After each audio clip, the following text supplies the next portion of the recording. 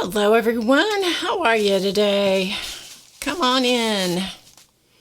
Welcome, welcome. It is, you guessed it, Drama Free Friday. One more time. So welcome, everyone. Good to have a nice group coming in. Welcome, welcome.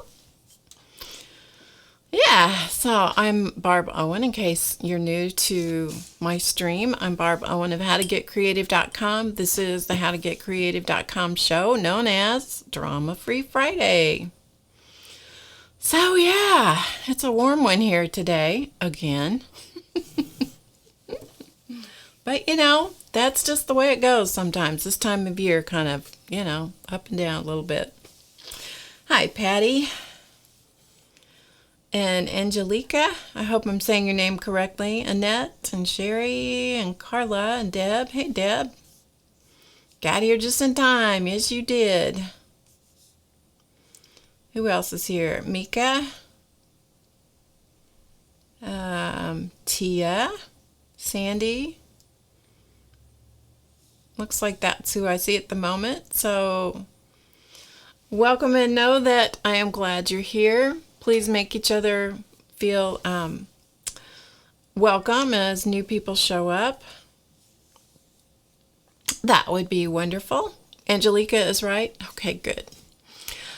So, what have you guys been up to this week? Hi, Carol TMT.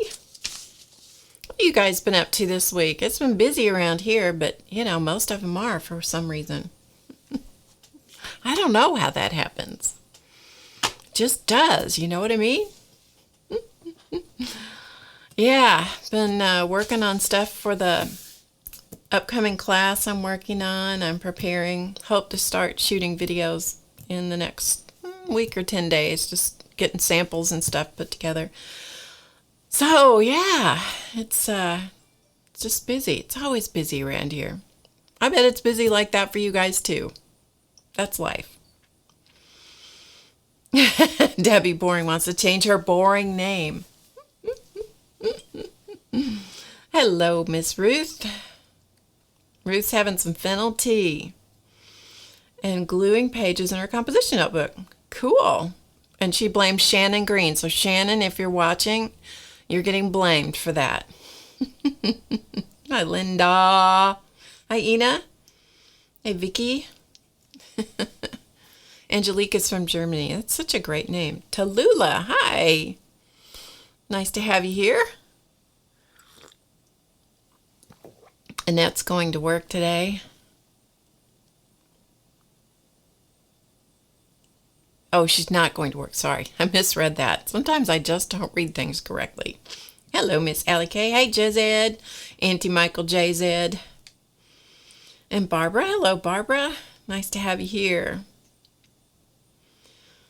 So we're just chatting a minute. Hello, Gracie. Hi, Joyce. Joyce is finally getting to watch. Good. I'm good. I'm good, Gracie. Thank you. I hope you are too. So, I just usually just chat with you guys for the first 10 or 15 minutes because it's the chance that I get to really, look at the chat. The rest of the time I'm scrolling it. So if you have questions for me or things you want to ask that you're burning to know for some reason, keep it clean, people.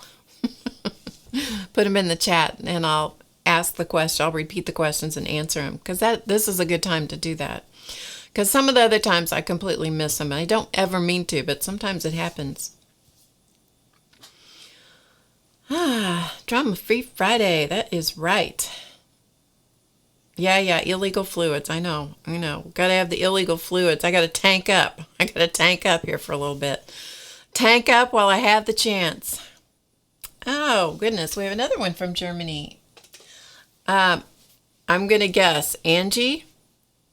If that's not right, spell it out for me. If you can spell it phonetically, that would help me a lot.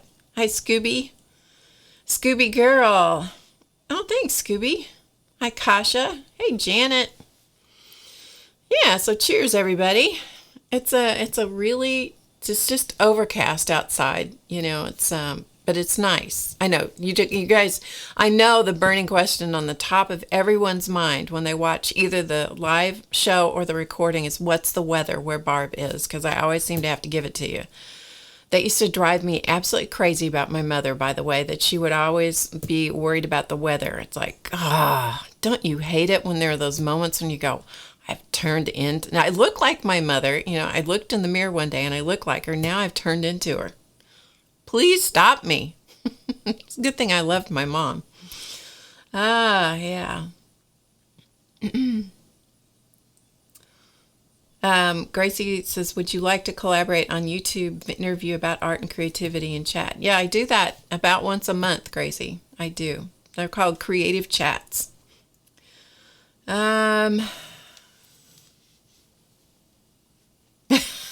Ruth says, I'm frozen and not in a Disney sort of way.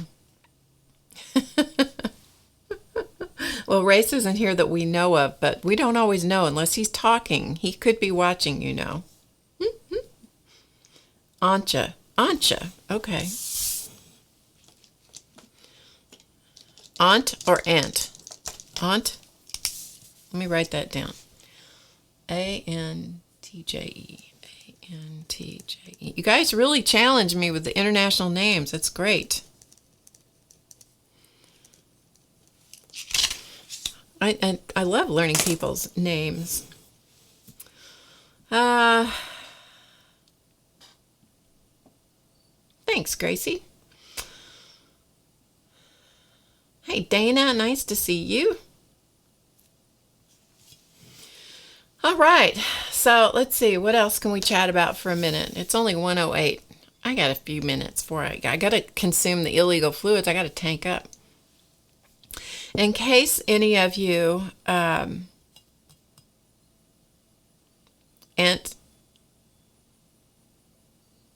G, Antja, I don't know. Hey, Sarah. Got to go get James from school. I can't believe he's in school. Hi, Sally Ann. Oh, Sally Ann, not that Martha. This is not, you guys really mess me up when you change names. Thank you for telling me that it's really, it's not that Martha. I know that name. No, I'm having tea. This is tea.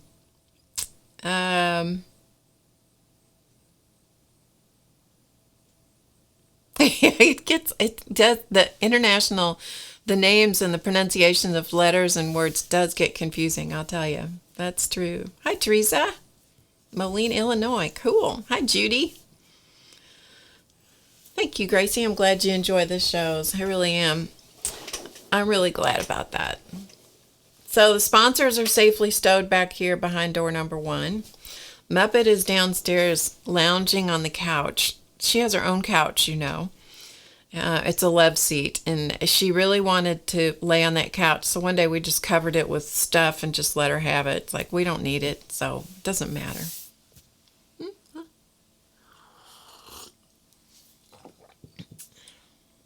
Bye, Gracie. Have a good rest. Hello, Emma.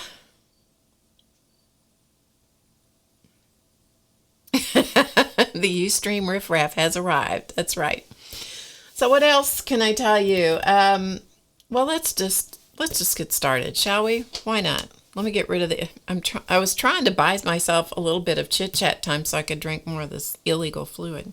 Oh, I know what I was going to tell you. See, it all comes back to me eventually. If you are not subscribed to Nikki Beauty Bliss on YouTube, it's Nikki Beauty Bliss. And that's all one word. That's her YouTube channel. That is my son's girlfriend, Nikki. And if you watch her latest video, which she's on a rip right now, let me tell you, I think she has around 13,000 subscribers. I mean, her channel just went, poof, took off. So 2 thumbs up to you, Nikki. But if you watch her latest video, right at the beginning of it, you'll see part of Race. It's pretty funny. I had to laugh.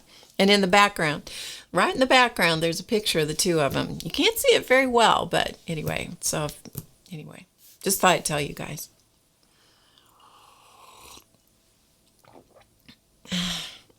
That's what Scooby did with their dogs. I'm glad I'm not the only one. It's kind of sad. Hey, Anna. All right. So, hi, Pekka. And anybody that I miss saying hello to, I'm just glad that you're here. Thank you very much. Let me get rid of the fluids and let's get going.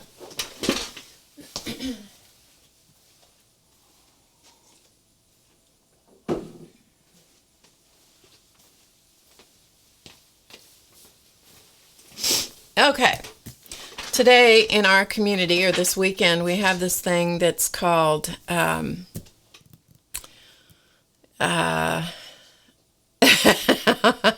yeah, that's right, Debbie. Hot sun race.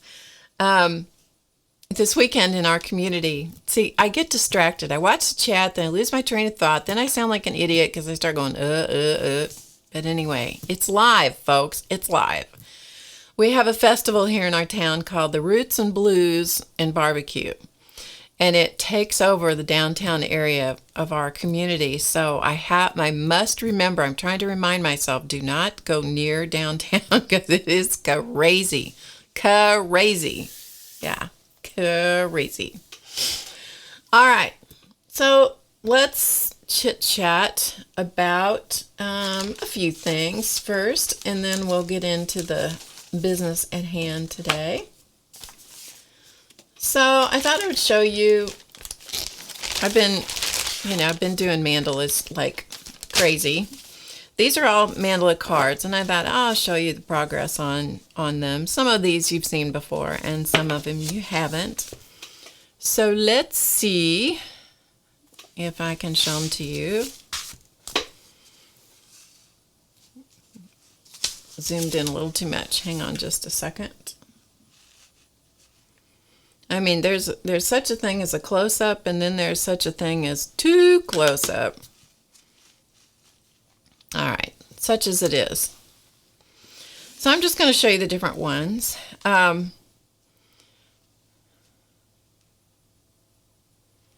This one, the reason I'm tipping it is because this one is done, the detail work is all done with the crystal star pen, that clear pen that has glitter in it.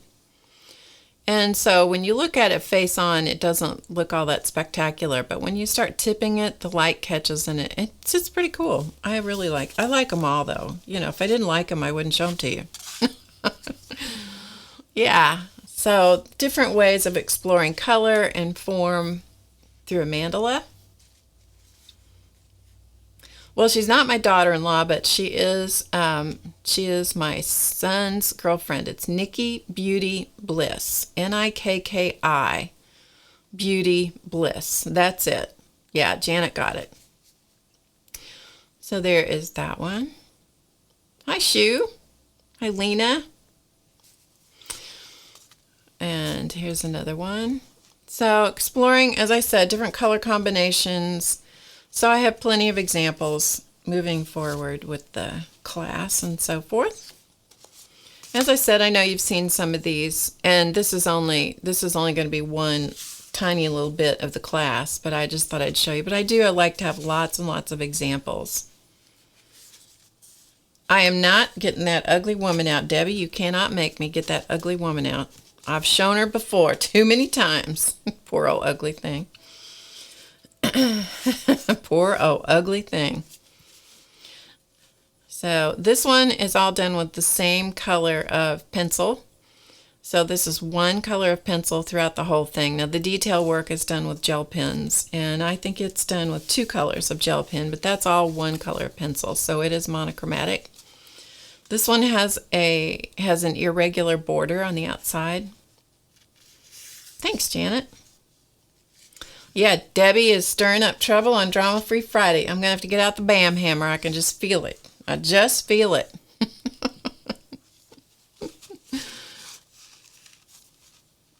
This is a departure from what I normally do, but I just wanted to play around with the concept. Looks kind of like a target, but you know, hey.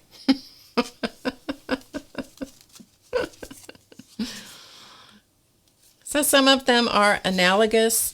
Some of them are complementary, some of them are split complements. Some of them are just grab the pencils out of the box and use them just because because it was colors that I liked or I wanted to challenge myself. I only have one that's monochromatic. That was the orange one that I did.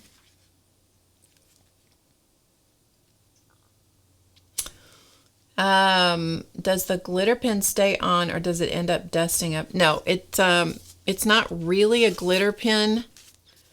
It's called a glittering crystal pen, or no, it's called the Star Crystal pen or something. I've forgotten. I don't have it right here in front of me, but it's actually a gel ink that has the sparkle in it, so I don't have any trouble with it coming off. So this is a complementary color scheme of blue and orange. I really like the way that one turned out. It looks to me, it reminds me of Native American. I don't know if that is accurate or not, but that's what it reminds me of.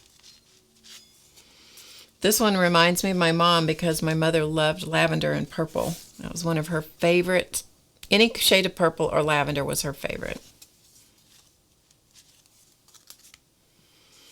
The pineapple pen. I don't know what the pineapple pen is. It's probably an inside joke and I missed the whole thing. This one actually goes this way. Not that it matters. I just put my signature over at one side so I know which way I intended for them to go. This one I did on stream. I streamed it several weeks ago. And then that's the last one. So yeah, that is, those are some examples of some of the things. What glitter pen? It is the Sakura pen.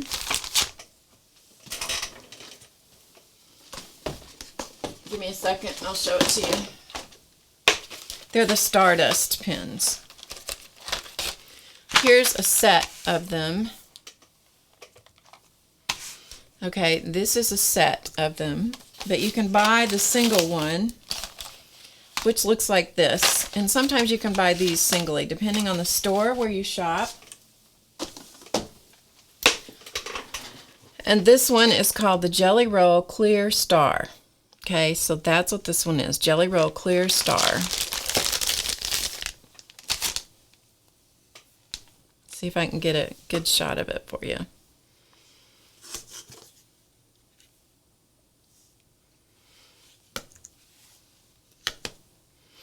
Okay, so this one, this is the one that I used on that one card. So this is the Clear Star, Jelly Roll Clear Star.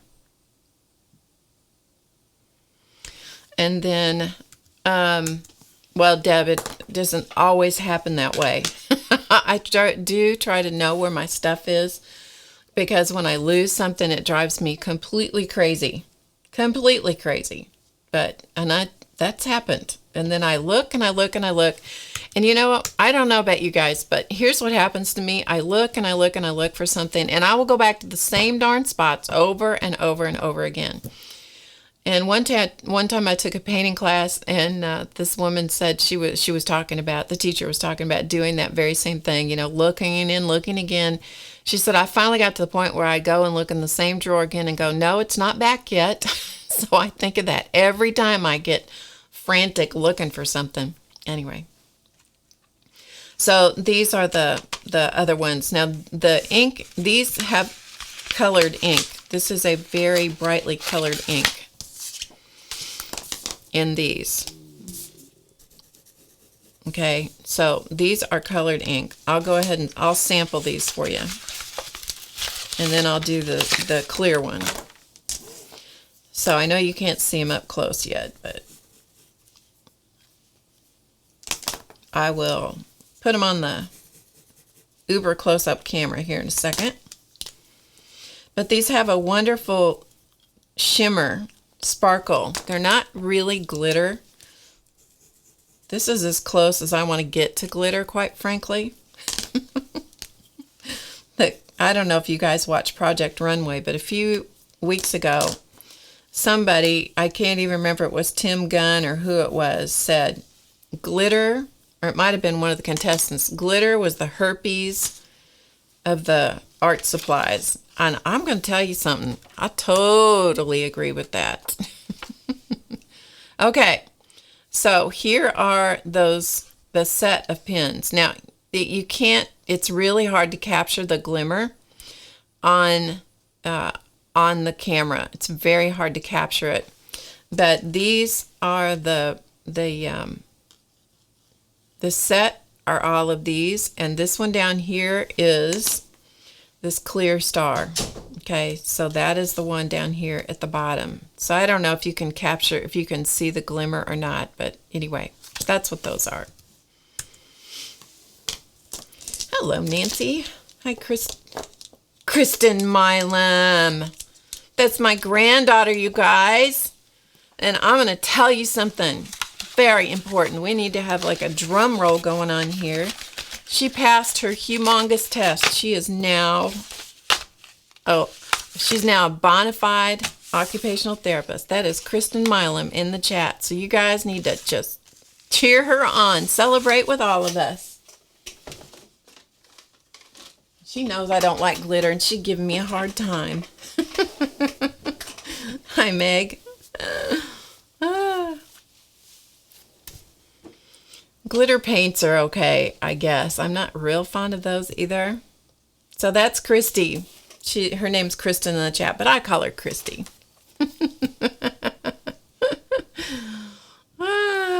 Yeah, you were supposed to call me last night. I'm just teasing you. Okay, let me put the mandalas away. I don't need to mess those up before... yeah, we don't need to mess those up. Okay, I want to show you the birds from the last couple of weeks. Let me get my mat here. Put down so it doesn't look quite so scamey on my surface.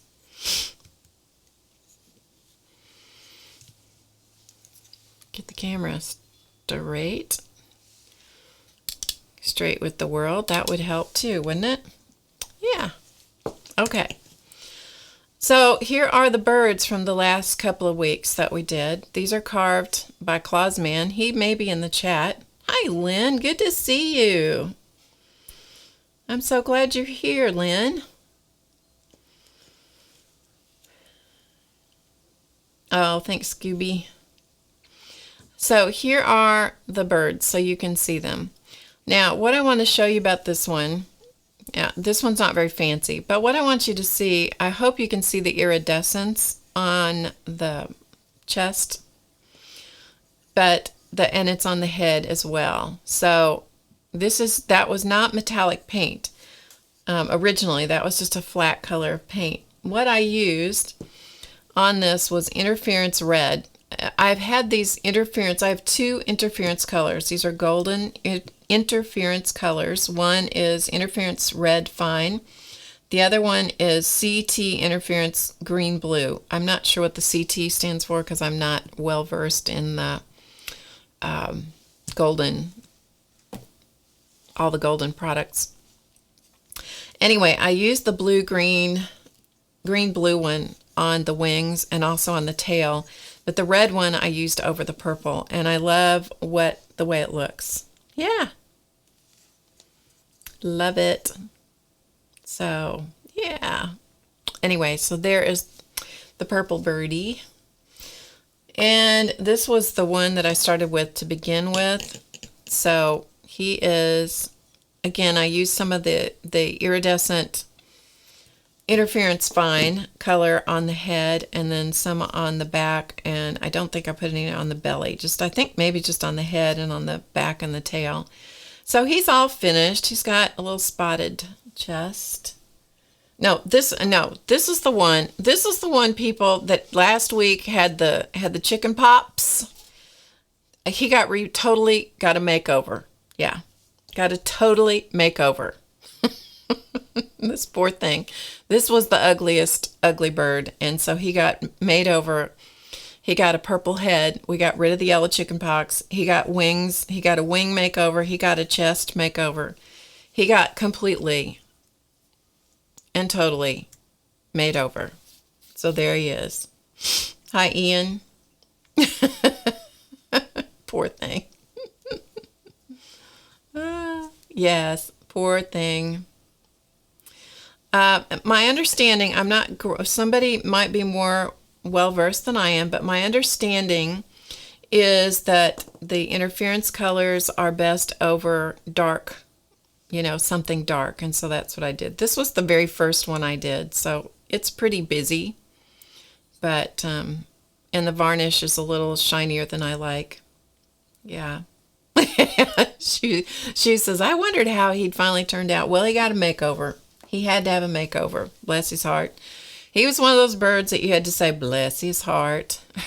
And this is, I'm just putting my hand behind it so it blocks out all the stuff in the background. So this is the Wren on steroids. And so I worked it over a little bit more and added a little bit of this also has the iridescent interference paint on it, but you can't see it. You really can't see it. You can, if you catch it in the light just a little bit, you'll see a little bit, like right in here, you'll see a little bit of a pinkish glow. That's coming from that interference paint. But you really don't catch it as much as you do when it's in over a dark color. So I did put it over the wings. You can see a little bit on the wings. So, hi, Lena. So those are, his chicken pox are healed. That's right, Debbie. His chicken got over the chicken pox. Yes, he did. Purple is a good cure for the pox. Yes, it is. Purple is a mighty fine cure for the chicken pox, as it turns out. The varnish that I used to varnish these with is the Liquitex. I used Liquitex Satin, the professional line of products from Liquitex. I used the satin. I think I'm going to go back and buy the matte one as well, because I think I might want to use the matte ones for the Santas this year. So, thank you guys. I appreciate that. Thanks. So that's that. I wanted to show you this magazine. Some of you may have seen it already. But, we do this, I do this thing called Creative Chat, and we do it every few weeks. I try to do it once a month, but sometimes it doesn't happen every month. It just kind of depends on how things are shaking out in my world. But I had a creative chat. One of the first ones I did, I had with Diane Fago, who is known as Packer Dye, and she was in one of the issues of Art Journaling magazine. Well, this is the current issue of Art Journaling magazine, and she's also in this particular issue. So this is the October, November, December issue of Art Journaling magazine. This is from Stampington. And I just thought I would show you her article in here. And it's called Bloom Daily by Diane Fago. So this is, any of you that have watched her work for any length of time will recognize her style. She does lots of work with magazine images and this, the rose book that she uses and so forth. Hello, Jan. Nice to have you. Thanks for joining us. And so here's more of it. Here's this is a detail shot. But her work is really nice. She does lovely work. So I just thought I'd give you a little sneak peek. Now go be an inspiration. Isn't that what we all need to do? Go be an inspiration. So she does collage work, working with different kinds of magazines and books and so forth. She says, some days my pages might be a reflection of how I'm feeling, and others are secret worlds made up of butterfly wings and roses. So she always uses wings, most always uses wings and roses when she does this kind of collage work. And this one says, our lives can keep us so busy that we forget to take care of our artistic selves. And that is the truth. That is the truth. So anyway, so if you are interested in reading more about Packer Dye, Diane Fago, get this issue of Art Journaling Magazine. Also, if you want to know who she is, if you don't know who she is, if you'll go to the Creative Chats playlist and you'll see it. It's one of the early ones. Hi, Yvonne. So I wanted to show you that. All right, so let's see. Anything else I need to show you? I've shown you birds. I don't think so. So let's get cracking. So this is what we're going to do today. We're going to do these little, I'm going to show you how to do these little cards. I really enjoy having, my camera is so crazy crooked with the world here today. Hold on, sorry for the terrible camera work. But I am the camera person, the makeup person, the hairstylist, the audio engineer, the chat monitor, and whatever else. Any other job there is to be done with this stream thing, with this stream show, I do it. Hi, Marie.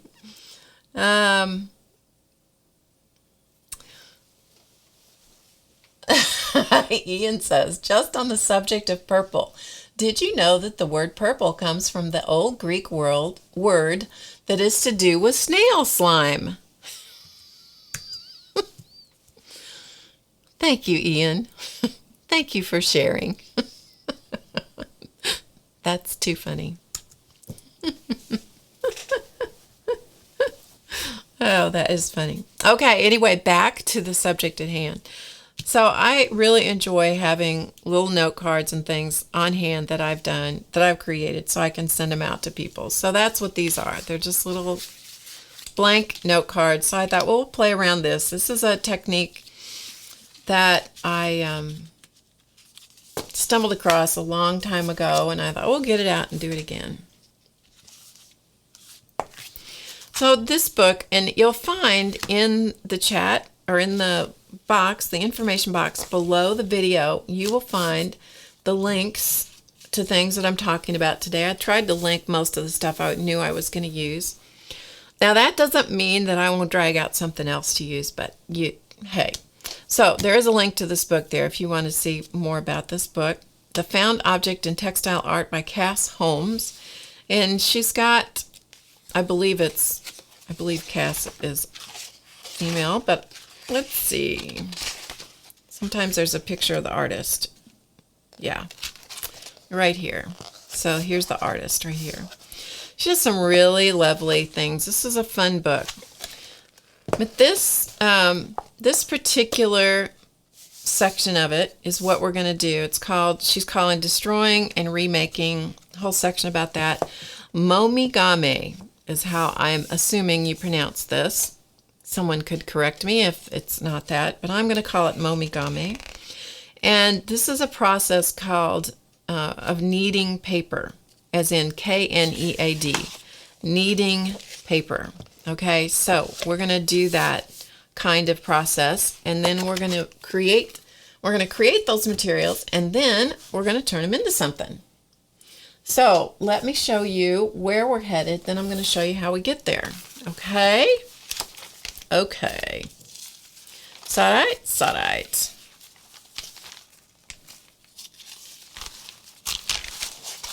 Alright, here are some of my kneaded papers. So these are from a magazine. Okay, this is from a magazine. It's been totally transformed into something that feels like a fabric now. It's, instead of looking, more rigid, it's not really rigid, but it's a stiffer piece of paper. It turns into this very floppy, really cool piece of fabric-y paper. Okay. So here's another one. So, and I turn them over because sometimes I find stuff on the other side as well. But what we're doing is when I'm looking through magazines, I'm looking for things that just have color. And I'm looking for lots of different kinds of colors. And even this coconut color will be useful.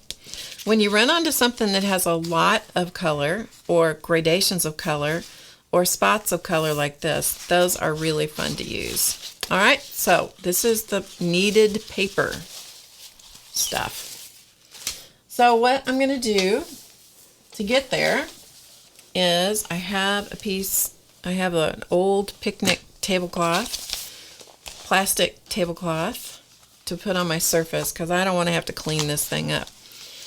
And in this little bowl, you can use lots of different things, but this is what I used for these. This is gloss, medium, and varnish. This is Liquitex Professional Gloss, Medium, and Varnish. I put a little, maybe a size of about 1/4 in this little dish. Trying to move my cards out of the way here. Maybe about the size of the lid of this, a little squirt of that. And then I added about 3 times that much water. It's not an exact science. How this papers are made. I'm going to show you how they're made. Yeah. Okay? So, it's very watery. It's a very watery consistency. I'm using an old brush. This is not anything great. And then I've gone through and I've pulled out an assortment of magazine papers. I'm only looking for color. So this had a whole bunch of stuff on it, so I only pulled off the red part. Now I'm not saying we're going to get all of these done today, but I'm just going to show you the process, and then we're going to make some cards out of it. I love the color from these tennis shoes, and so I thought that would be fun. Even this concrete in the background is good color. So is this, even though it's got text on it. This purple and this green, those are wonderful colors to use. Here's more purple. There's more of that stadium, the purple and the green. You have to have neutrals too in what you do. So this is a nice, like a pale aqua turquoise, pale turquoise. This has got some great stuff on the back side of it. Neutral colors and spots of color. He didn't mind that I cut his head off. He really didn't, but I love the blue. You're welcome, Becca. Hello, Miss Iffy. I love the turquoise of these pumpkins. Wonderful red-violet color of the grapes. And then there's other stuff on the back if I decide to use that. I love all these shades of green in this one image. This has got lots of great color on it. So food magazines are a great source of color. More colors on the back. So any kind of magazine that has big close-up photographs of food gives you lots of color choices. All right, so what you do is take this mixture that you have mixed up, protect your surface. It's a good idea too to put some gloves in a bottle or something on your hands, because when this varnish stuff dries on your hands, I don't know that you can see it, but I still have some shiny places on my thumb that I haven't been able to get off yet. And then you just simply paint over the paper, okay? And it will kind of bead up a little bit and all that for a minute, but then it will eventually, and it doesn't take very long, but it kind of penetrates the fibers and starts softening the fibers of the paper. And then you can kind of get those places that are beading up to cooperate. Okay, so I'm going to just peel this up. You can see it gets very wet and floppy, and move it over.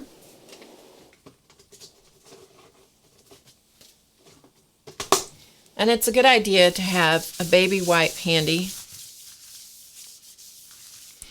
and a dry paper towel so that you can kind of keep your surface from getting too sticky. What's the square? It's just a tag. That's all it is. This was a container that had some kind of food product in it, so it's the price tag. That's all it is. It's actually on the bottom of the very bottom of the container. Now, if I don't think I'm going to use the whole thing, I'm not going to coat the whole thing with this varnish and gloss. And there, like I said, there are lots of other ways to do this. One way to do this is to put oil on your hands and use oil to do this process. I didn't want to do that, and so I didn't. I just wanted to find a different way to do it. So that's why I'm using the varnish, and it worked quite well. So we're going to varnish a few of these.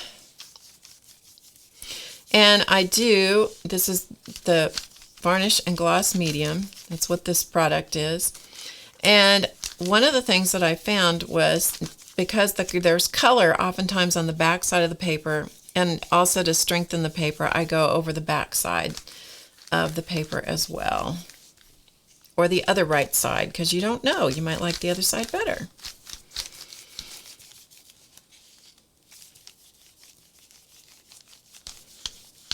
No, there's nothing lumpy in there. It's just a paper tag that's stuck on the bottom.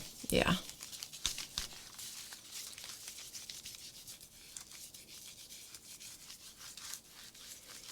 So I just kind of keep going over it till I'm sure that I got the whole surface covered. And then I have a piece of plastic on the floor, and that's where I'm putting these pieces to dry.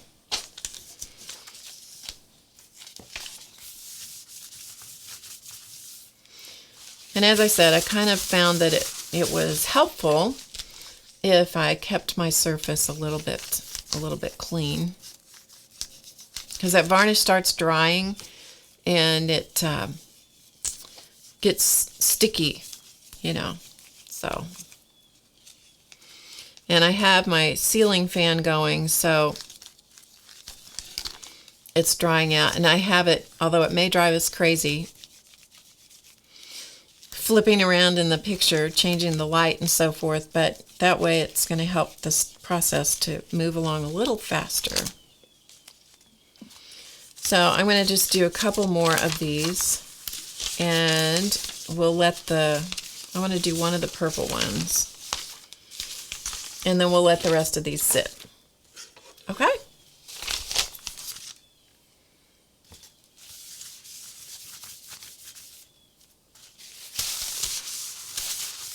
Now, let me tell you, if you have problems with your hands, as in arthritis or any other muscle problem with your hands or any other challenges that you deal with, this may not be the process for you unless you can find somebody else to help you do it.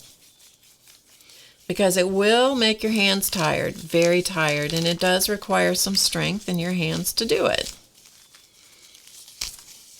But nobody says you have to sit down and do them all at once.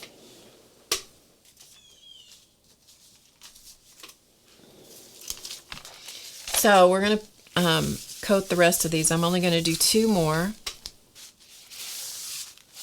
And then I should be able to start going back to the ones I did to begin with and coating the other side. So, as in most things, I like having my own stuff. If possible, I tend to create the papers that I want to use rather than going out and buying papers. That doesn't mean that I don't go out and buy papers from time to time, but I tend to like making my own first, and I enjoy that. I enjoy seeing what I can create, and I like to do making my own papers in batches, you know, like doing a whole bunch, and that means having an assortment of colors to work with.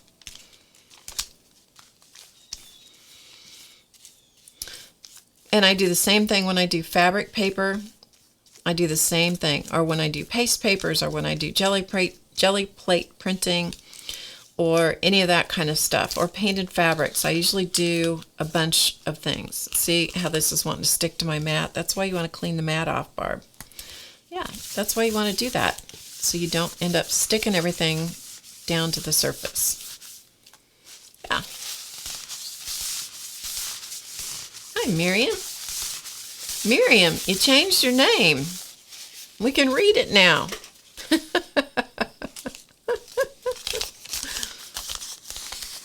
Okay, so this is pretty much dry, the one that I did to begin with. I'm just going to coat the back of it because as I said, it's going to strengthen the paper a little bit more.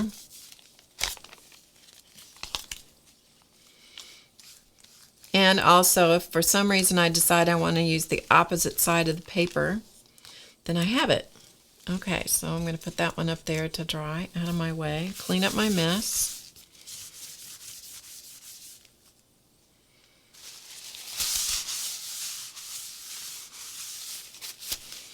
All right, let me see what the next one was that I did. This one looks pretty dry. We'll do this one. It's pretty dry. And this has some great color on the back of it too. So, that's an example of always look at both sides of your pages to see if you've got a choice that you like better on the other side. Because what you're working with here is color, color, color, color. You're not worrying about the text. You're not worrying about what it says. If the text gets in your way, then you need to work around it.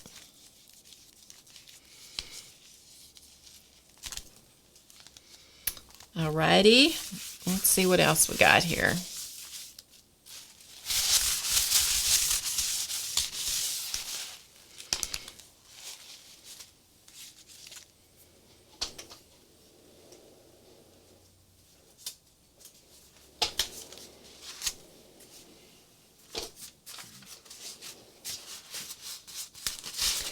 These are some of the ones that I did a long time ago.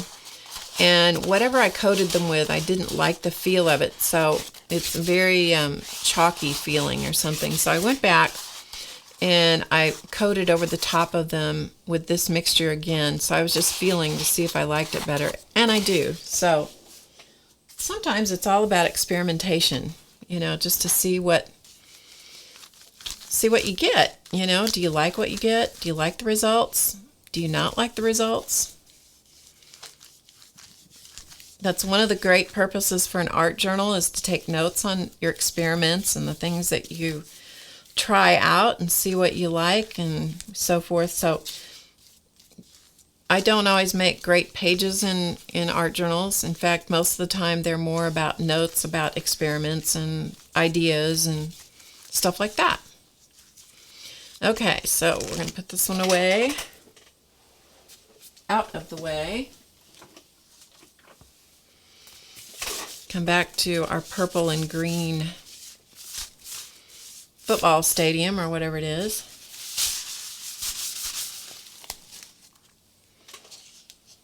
So you can see that you can, at least I found I could work pretty quickly.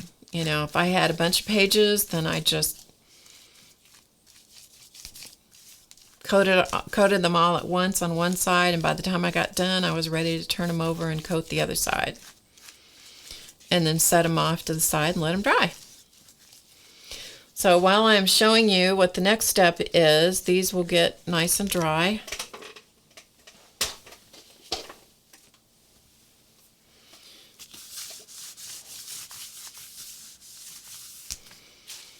I really want to do these teal colored pumpkins. You can try all different kinds of things. You can try oil. You can try matte medium. I mean, it really is a matter of just try some things and see what what result you get. One of the reasons that the first time I did it, I did not coat the paper with anything. This was years ago, several years ago, probably 5 or 6 years ago. I didn't coat the paper with anything, and I just started the kneading, K-N-E-A-D, kneading process. And you get the ink all over your hands. So I'm guessing that when you use some oil, like a vegetable oil or something like that, or you could probably even use baby oil, I'm guessing that you're going to get the ink on your hands doing that as well. I'm going to dry this one just a wee bit with my heat gun. So this time I coated the papers first. The last time I did the kneading process and then coated them. And this time I decided to coat the papers first. I don't know about Yes Paste. That might be too thick.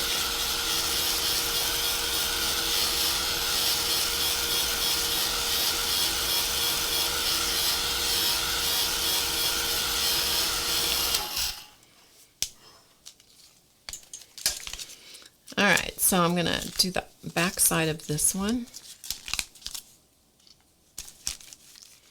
You can tell it's not an exact science, and like many things, once you see something done or you read about it, then 9 times out of 10 I don't even do it the way that the article said or the book suggested. I just go, oh, that's a cool idea, and I'll take off in my own direction. That is common for me. All right, so I'm going to stop there with this process. And I'm going to get this gloss varnish and water. And I used up almost everything that I mixed up, so there's not much waste. So I'm going to get this off the table, and I'll be right back.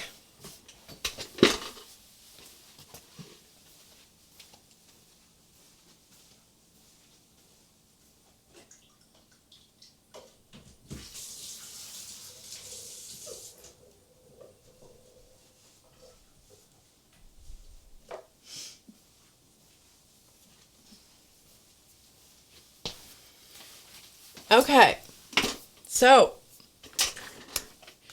papers are drying. I'm gonna move this stuff off the table here so I can get rid of this red and white check thing.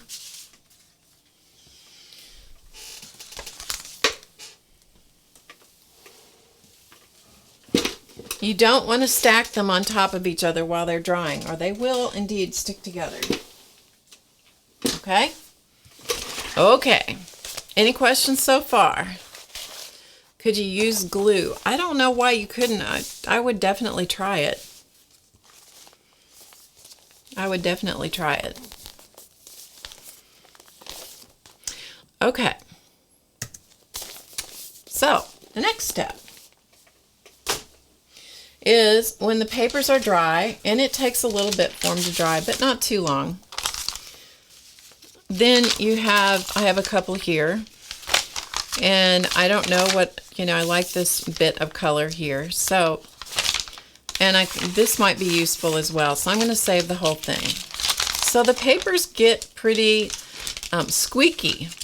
This product makes them kind of squeaky, and you have to be a little careful with them to begin with, because you don't want to go after this kneading process with too much vigor to begin with. So I just kind of gently crunch them up in my hand, and you'll hear it get very squeaky. Hear that? And so I just kind of gently squash them together. I don't know about the gel matte medium. That seems like it would be too thick. This you'd have to really water it down and then try it, but it might work. And then I open it up, and then I kind of flatten everything out, and then I scrunch it again. And it stays quite squeaky for a few minutes, and then open it back up. But that extra coating that you have on the paper stiffens the paper somewhat. That's why I said if you have issues with your hands, this may not be the project for you. Maybe you could get somebody to do this part for you. Although it's a pretty cool process. So you just start literally as though you were kneading clay, or you were preparing clay, like polymer clay, for example. Just kind of knead it back and forth, and after you've done it for a few minutes, or a few times, more appropriately, then just straighten it back up, and you'll begin to see the paper change. Now, at this point, it's still quite stiff, unlike this one, which is completely and utterly transformed. Okay, and this is from the very same magazine. So we have a ways to go. You will also find when you do this that the magazine, the size of the page itself shrinks by quite a bit. kitty.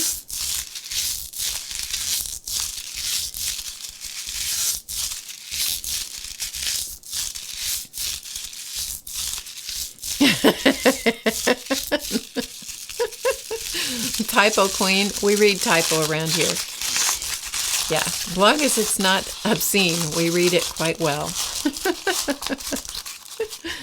Yeah, so if the noise bothers you, you might want to hit mute on your computer, because I'm going to do a couple of sheets, and it stays very squeaky for a little bit, and then then the squeak goes away. Eventually the squeak goes away. But you can see as I begin kneading, doing the kneading process,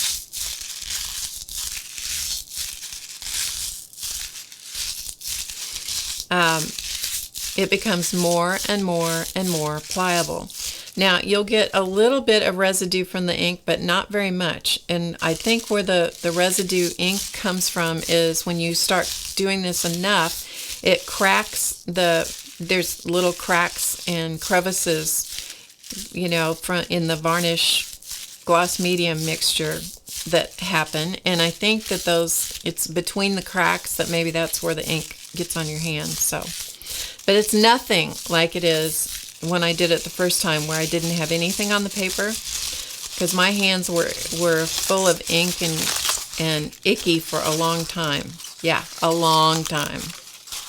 That was even back before I had a craft scrubby.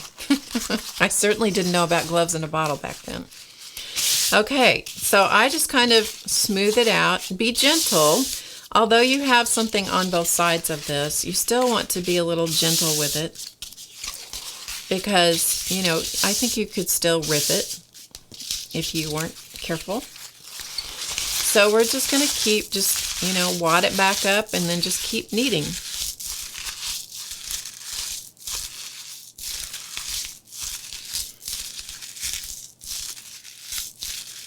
Your last message. Hi, Cindy. It is pretty good for de-stressing. Hi, Auntie Bernie. Nice to see you.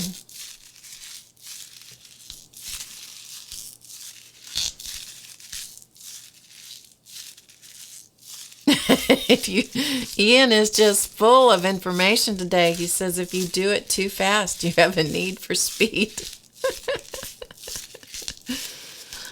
Okay, so can you see how it is becoming smaller? The ball of magazine page is getting smaller. So I guarantee you, if you've watched this stream, you'll at least look at magazines differently than you used to. And different magazine papers are going to react differently. Like National Geographic paper is thicker. It has a different kind of ink. I don't think I used any of those in what I did here. But anyway, they're different. So again, straighten it out. Okay, smooth it out, kind of like so. And let's see how this has changed in size, just so you can get an idea. This is from the same magazine. Okay, so there's the top. So as I lay this down and put it over here on one side, you can see how much it's shrunk. So right now it's probably 1.25 inches narrower, and lengthwise it's shrunk about the same amount, about 1.25 inches. So you can tell what it does.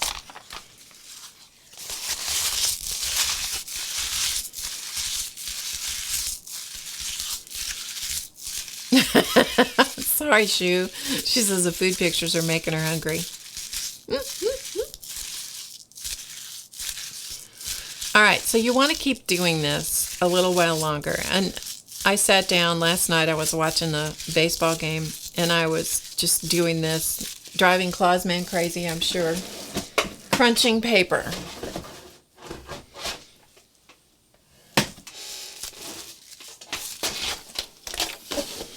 All right, this one could be kneaded a little bit longer, but I'm going to show you the next step. Then I might need a couple of more here. So this is an ironing surface. I need to plug in my iron here. If you don't have an iron for your artistic endeavors, you need to go get one.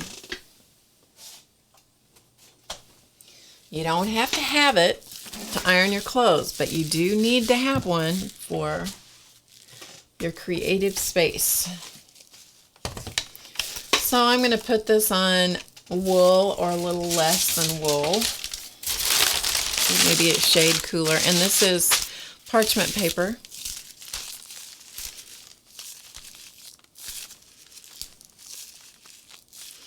Oh, can I shout out Purple for Platelets Day, September 30th. Purple for Platelets Day. Cool.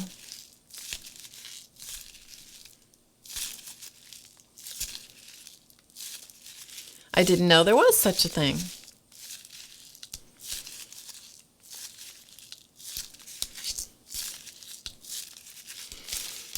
That's pretty cool. It's cool that they have a day to make people aware of things like that.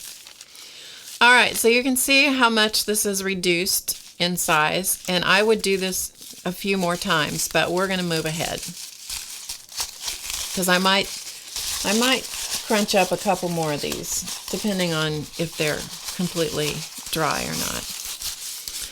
All right, so then I'm going to spread this out on top of my paper, my parchment paper, because I want to protect the surface of my ironing board. And I'm just going to kind of spread this out, and I'm waiting for my iron to completely heat up. So I'm just kind of smoothing it out as best I can get it to kind of lay kind of flat. I found that you really want to do this, you know, spread this out. Now, whatever you do in this next step where you use the iron, don't use an iron that you use on your clothes, okay? Do not do that. Because, yeah, no, you don't want to do that. Bad news. Start in the middle and gently go toward the outer edges.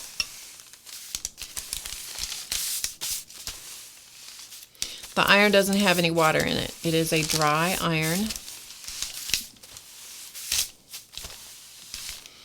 And you have to know your iron. This iron heats pretty hot, so I'm going to turn it down just a smidge. If you're turning your paper, if you're scorching your paper, your heat is too hot on the iron. But the ironing step is really important, I think, because it flattens the paper out enough that you can use it more effectively.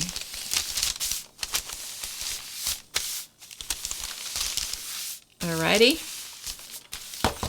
And so what you end up with is this very transformed paper that looks pretty similar to this yellow one I've been showing you. This one is a little more pliable than this one, just by a little bit because I kneaded it longer. So this is a little more pliable, the yellow one. But this one will work. This color will work. And so at that point, then this is now ready to use. Okay? All right. Any questions so far? Is it safe to heat the medium you used? I am assuming it is. That's all I can tell you. I'm assuming it is.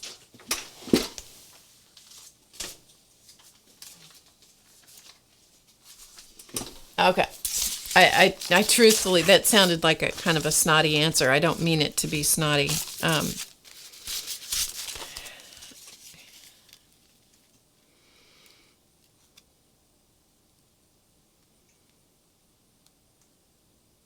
It doesn't say anything about not using it with heat, so I'm assuming it is. How about that? We all know what assumptions can do to you.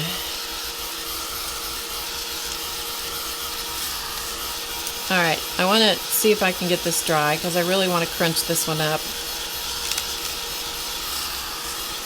I'm not dead, so it must be okay. I didn't notice any odor as I was working on it, so, you know, I am kind of going by,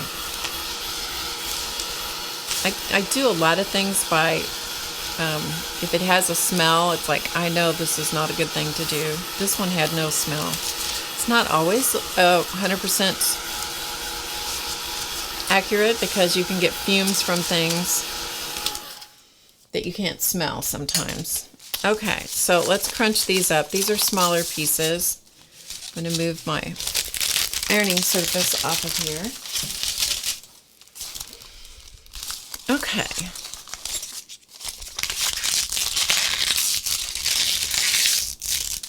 Okay, Kathleen wants to know that you want to know the difference between Mod Podge and Liquitex. Mod Podge is a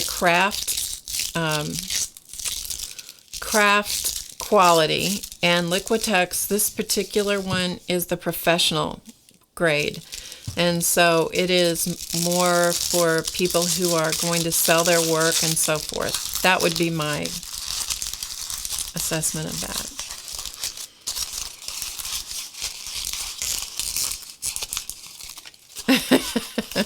Here's the thing. See the bottom of that iron? No one wants to iron their clothes with that. Yeah.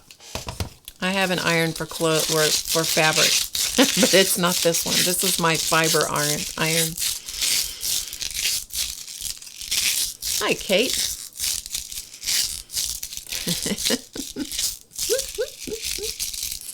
So did last week we said that we have an email list so you can be notified when I go live, and I know several people signed up for it. Quite a few people did.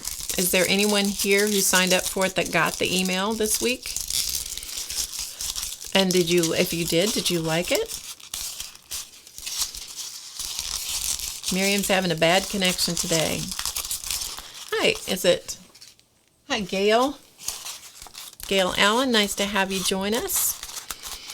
So you can see immediately a smaller piece is easier to do, and also it's easier on your hands. Those full sheets are, and the squeak, it's going to squeak. Those of you that can't stand the squeak or chalkboard on the nails on the chalkboard kind of thing, you might want to mute and just not listen to me. Marie got it? Okay, good. Yes, you can sign up. All you have to do is look in the chat box, the description box below the video, and you'll see it right there in the link section. And it says to click here to sign up. And it's easy to do. You shouldn't have any problems. Hi, Dorothy. Yeah, it's very easy. Just go to that description box below the video window and click to open it, and you'll see where it says sign up to be notified by email. And every time I go live, you will receive that email. Now, if you're on a computer, the image will probably change out. If I change the image on YouTube before I go live, you will get the fresh image of what I'm doing. I think on the app, like on your phone and tablets and things like that, I don't think you'll get the new image. I think you'll get a static image for whatever reason. So, anyway.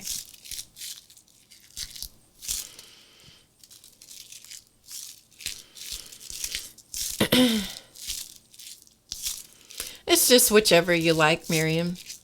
You know, it depends on whether you want a message from me or if you want a message from YouTube or if you want a message from both, so you make sure you don't miss it.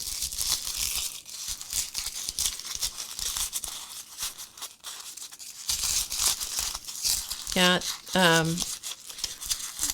you got 2 email notices. Patty, you're special. Patty got 2.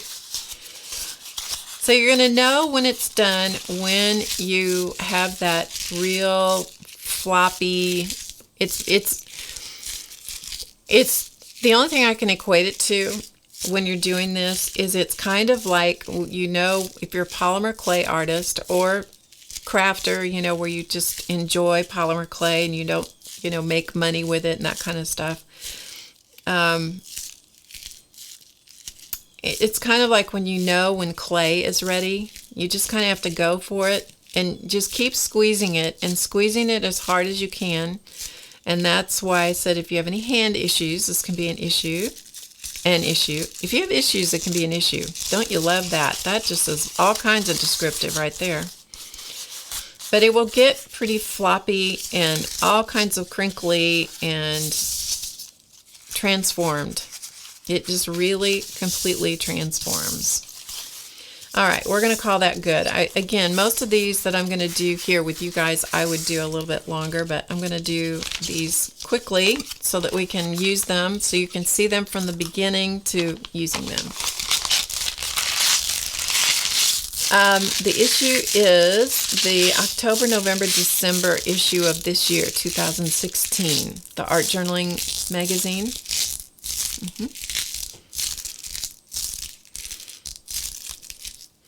So Shu says that she also gets a notification from YouTube app on her phone. Cool.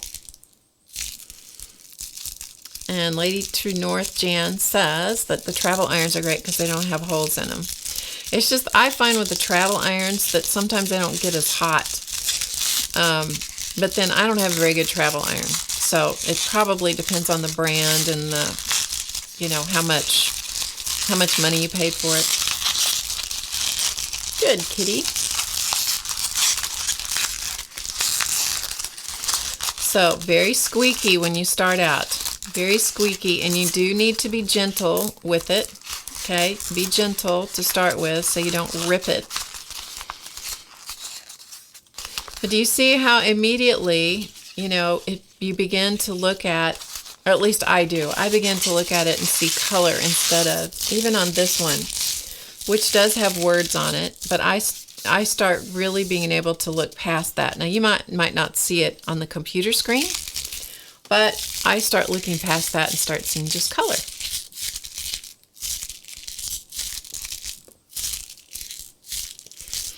Yeah, I got that issue a few days ago at Barnes & Noble. Had to think where I got it. All right, so we're going to open this back up. Take a look at it.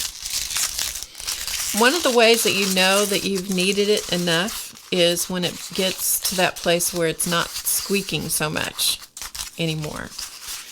But I just kind of sit there and smooth it out. It's like smooth it out, go again.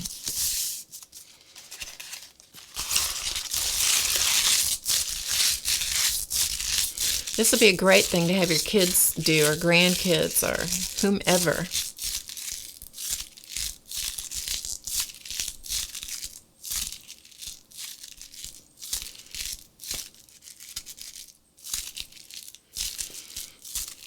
Okay, you can see how the ball of paper gets smaller and smaller and smaller as the fibers get broken down and become more and more and more pliable. All right, so we'll say that this is enough on this one. I don't think it is, but we'll pretend. We'll pretend, because it seems like it still needs a little bit more, but we'll pretend it's enough. All right, let's do this one. See what this looks like, the turquoise. So again, kind of gently to begin with. Kind of crunch it easily. Don't get too aggressive with it. Straighten it out. Wrinkle it up and knead it from a different direction. Yeah, watching TV, it's great. Or nieces, that's right. So we're going to do this piece, and then we're going to do this one, and then we're going to do some cards. I know, it's boring to watch things like this, but I think sometimes it's good to be able to see how long it takes to actually do something.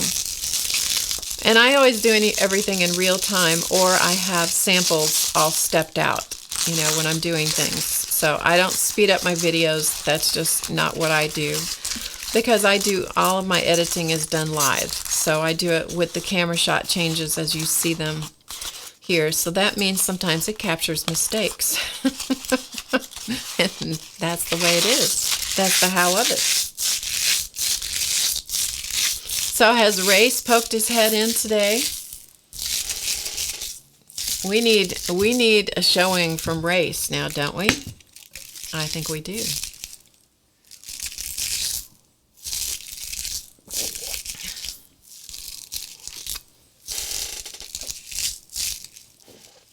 So one of the other things you're going to need when you're getting ready to do your little cards is you're going to need the card bases. So I buy these little card bases. There is a link in the description.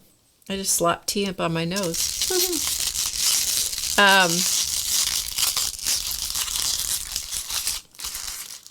I buy these card bases that are colorful. They're white inside, but they're color on the outside. They're already done. I don't have to make them.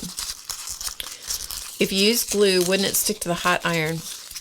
It might. I don't know. I really don't know. Since I didn't try, the only thing I've tried is this particular product. So, but what you could do is, you're not going to get as smooth a sheet, but you could sandwich it between pieces of the parchment paper, where I was just putting it on the parchment on the bottom and putting the iron right on the paper.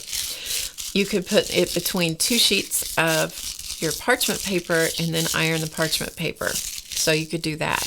And I know it's not going to stick to your parchment paper. As long as the glue's dry, it's not going to stick to that. So you could try that. But glue, right, ironing right over glue, it's possible. I really don't know because I haven't tried it. So Patty says she prefers real time. She likes to see the whole process, mistakes and all. I do too, most of the time. Because here's the thing. Whether it's a class or, if it's a live YouTube, live streaming, it's different.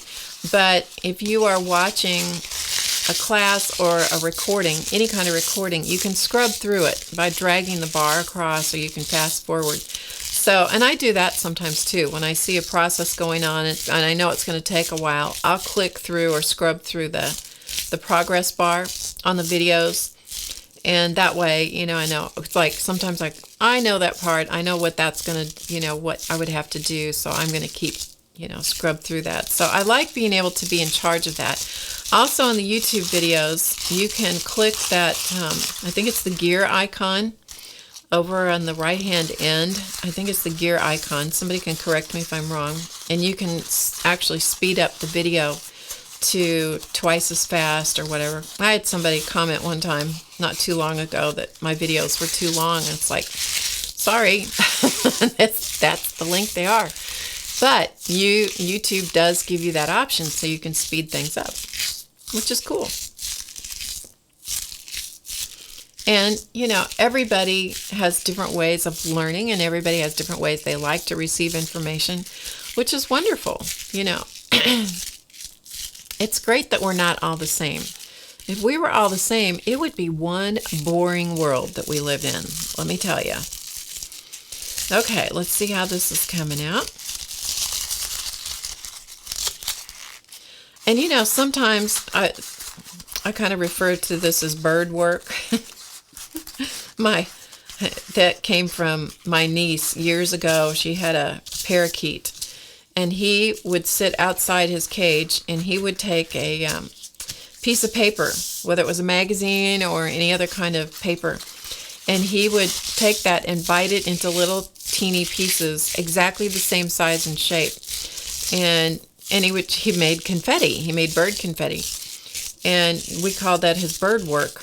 And so that anything that's kind of repetitive and a little on the boring side, that's what I call it, bird work. And so yeah, this is bird work, people. This is bird work. But if you do big enough pieces, and if you do a big enough assortment of colors, you can make a ton of cards. Let me tell you, a ton of cards. Okay, we're going to call this one crunched enough. It's still a little squeaky, but, we're going to call it done. I do want to do this dark green one, though. See how cool that is? Really. I just think that's cool. You're seeing the colors or the pumpkin forms, but more than I am. In real life, this is much more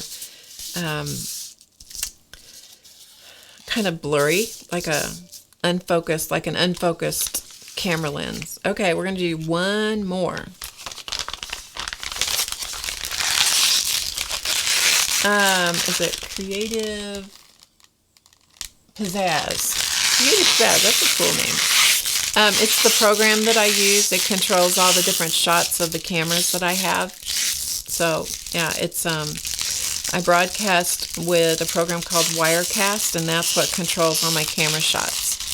So that's how I can do that. Yeah, Jason says, Barb, one could do the crunching during a road trip. Yeah, drive everyone in the car crazy, couldn't you? Hi, Azure Muse.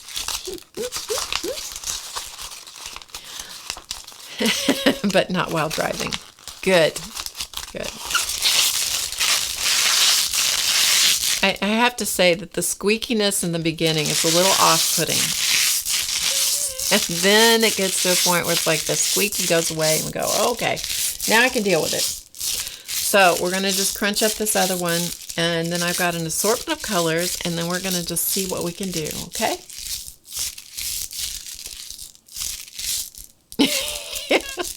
As long as your tires are clean and your surface that you're running it over with your car, you're good to go, Patty.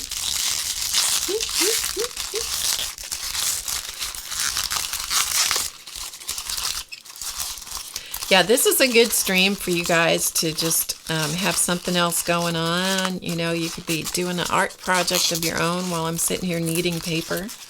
But kneading paper it's relaxing. And it's great. It's just, I love the transformation of the paper. That's one of the things that is really fun. Ian says this would make a good ringtone. I don't know about that. It'd make everybody leave you alone, wouldn't it?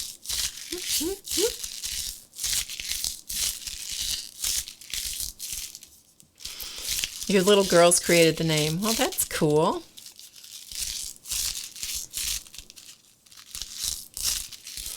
Walk on it on the carpet. Clean feet, clean carpet.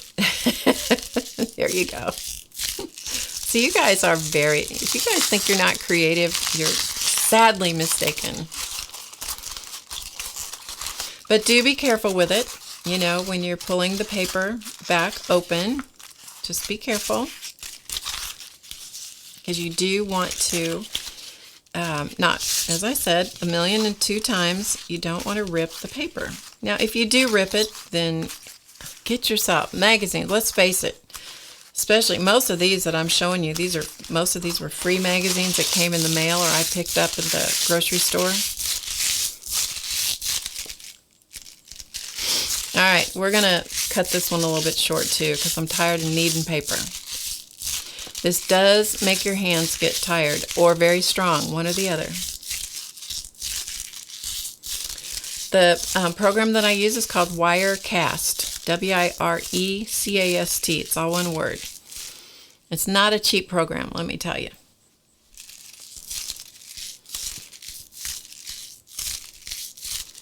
Hi, Bunny. Nice to see you. Mar Magoo, define crazy. Well, I think I'll just leave that alone. Okay, so we're going to assume that this is enough. I think it could use a little bit more, but we're going to stop here. So I got to heat my iron back up again. We'll do it one more time while the iron heats up. Hi, Mildred. Thanks everybody for coming and spending your Friday afternoon with me. Well, it's Friday afternoon where I am. I'm sure we have a variety of times watching. Sometimes we have New Zealanders and Australians. I don't know if she's here, but we had one of the New Zealanders that set her alarm. It was 3 o'clock in the morning when I came on. She set her alarm to get up so she could be here live. I'm like, you've got to be kidding me. I wouldn't set the alarm for 3 o'clock to watch me. Okay, so let's iron these puppies out, and then let's see what we can create, shall we? I didn't draw out a bunch of different ideas, so we're going to have to kind of stick with different renditions of what I did earlier, just because I didn't have a lot of sleep last night, honestly. So I'm running a quart low on my creativity jug's a quart low today. All right, let's iron these. So be sure again to protect your surface, your ironing surface, with parchment paper. And I go from the middle part of the paper out.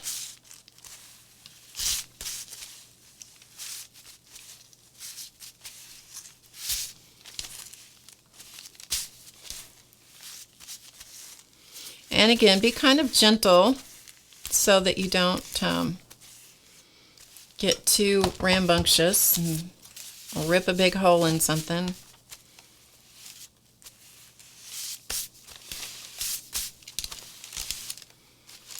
And also watch your hands, that you're not getting the iron too close to your hands. This is a dry iron.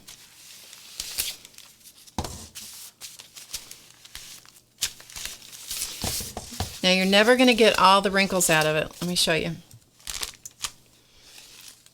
You see how the surface, even though I've ironed it, you still get all the cracks and texture. But you can see how it's changed because now it's become very, very pliable. And it really feels, it has the feeling of, it really has a fabric kind of feel about it. I just think it's cool.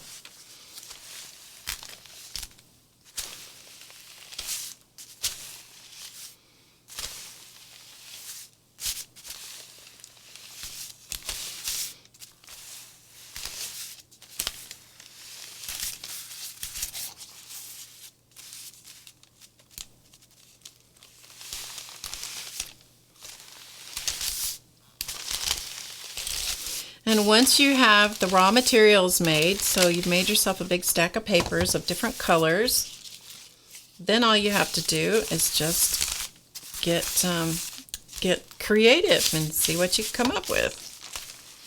Now, when you're doing ironing like this and you do have a medium involved, like the gloss medium, somebody asked about it, you know, if it was safe to heat this medium, and I said, I don't know.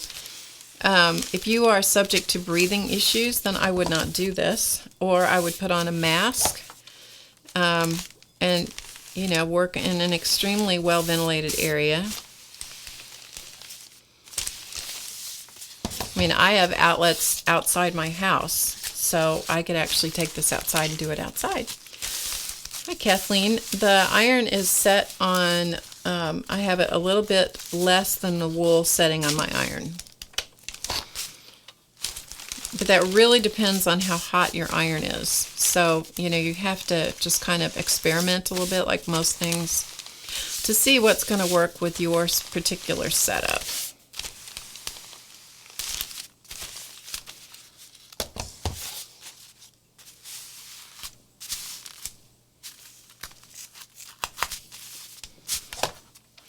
Again, I'm working from the inside out. That way, I'm kind of working all the wrinkles. You know, if I'm going to accidentally catch a big wrinkle, hopefully it will be toward the outside edge.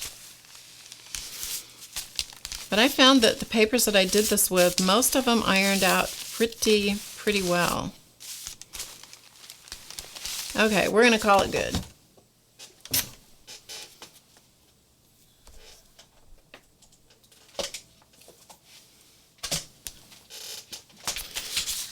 All right, so we now have a pile of papers in various colors.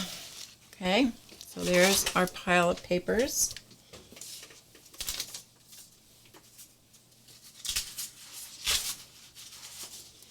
And I have 2 or 3 more that I coated. These were ones I did before, and then today I just coated them again with this particular mixture because I think it was matte medium I'd used before, and I didn't really like the feel of it. You know, it's kind of, you know, sometimes you do things and you go, I just don't like the feel of that stuff. It had kind of a chalky feel to it. So, all right, so let's just get crack-a-lackin' here. So the first thing the next thing I'm going to do, isn't this a pretty one? Woo, look at all those colors of teal. The next thing I'm going to do is I'm going to take some pieces of colorful cardstock and I'm going to cut them down because my card bases are the A2 size, and the A2 size is, I believe this is right, it's 4 1/4 by 5 1/2. So that is the size of this little pre-done card base. I love them that they're colorful. And so what I'm going to do, I'm not going to pick out the cards or anything. I'm just going to take, I have a bunch of colorful cardstock pieces here. This is only a very small number of them. And I'm going to cut a few card base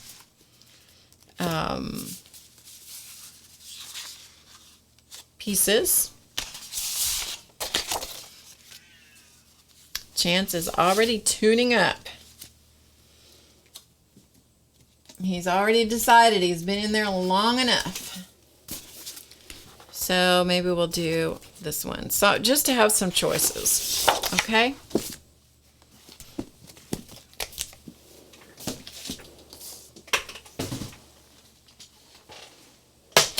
And I'm going to cut these cardstock pieces 3 3/4 by 5 so that I have a little bit of that colorful card base to show around the outside edge.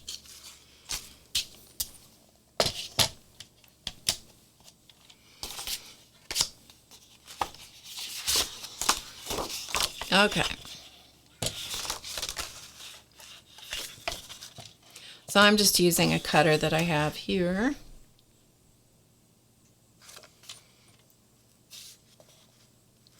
Three 3/4. I always have to have it right here by me so I don't screw it up. And I'm just doing one of each color just so I have that. We won't get all these done by any means, but that way we'll get some. So 3 3/4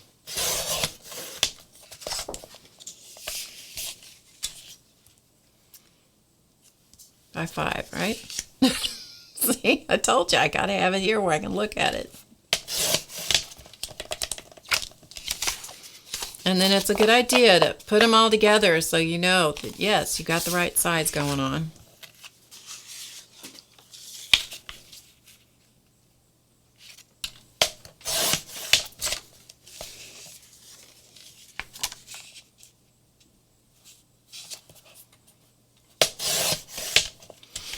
Okay, and we'll do one more.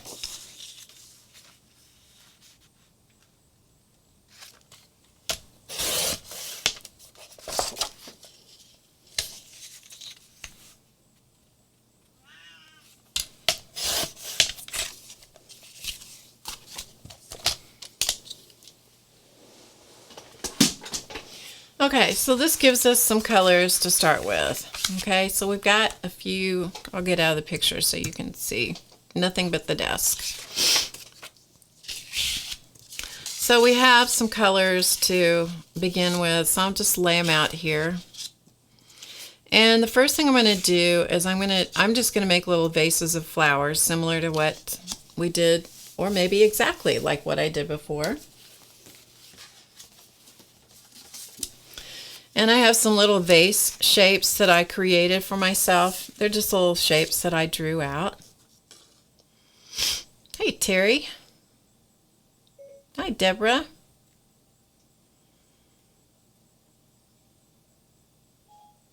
Hey. My iPad's talking to me.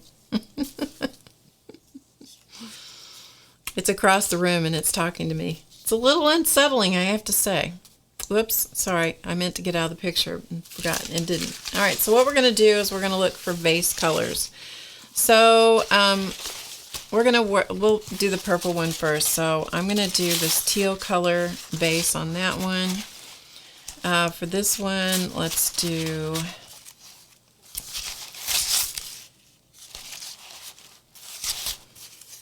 where are my grapes? Let's do this color on there.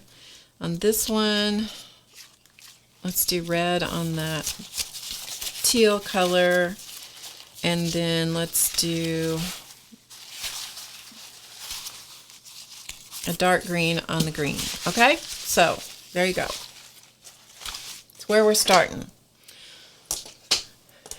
So what I'm going to do here is I have a pair of paper scissors.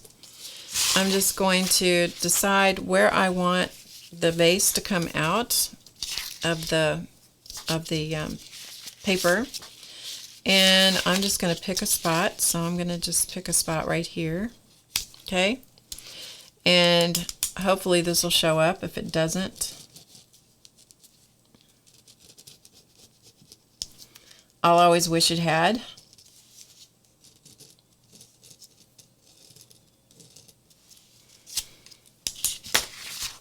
And then I'm just going to cut it out.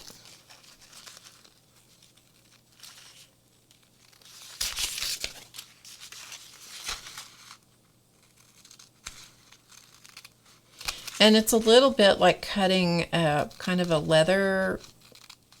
leather-like paper. I don't know how else to describe it. All right, so we have card number 1 now has a vase on it. Card number 2, I'm just going to pick a spot like right here. Now you could make these out of, you could use scrapbook vellum, and you could make your little patterns out of that. Then that way you could actually even see through them if you wanted to know exactly what kind of shape you were going to get. I kind of do a little bit serendipitous, you know, kind of go, yeah, here's the shape, but I kind of think this is the section I want, but if it doesn't turn out exactly right, oh well. No worries. And if you don't need to draw something out, then, you know, just freehand it. Lots of people are great at doing that. And little pieces like this I do not save. They go immediately in the trash because I don't save those. All right, so we have that little piece, this little piece. All right, let's go for a red one. We'll go down here on this end, let's say. It's just going to fit perfectly in this little space.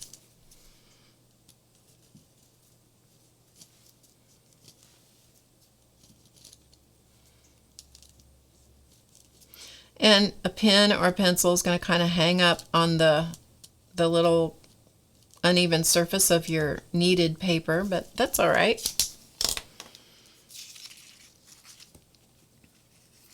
Hey, CB.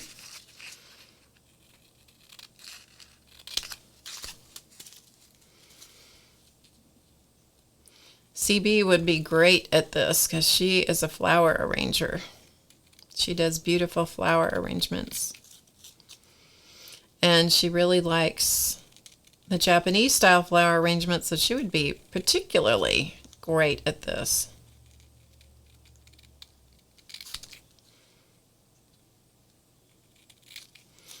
So my intent is to cut off the ink, but if a little bit of it gets left, I'm not going to worry about it.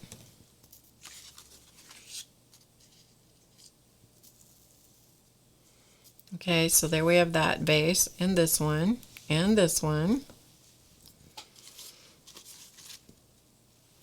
Again, I get rid of the little tiny paper scraps because they're worthless to me. Too hard to handle. And then let's use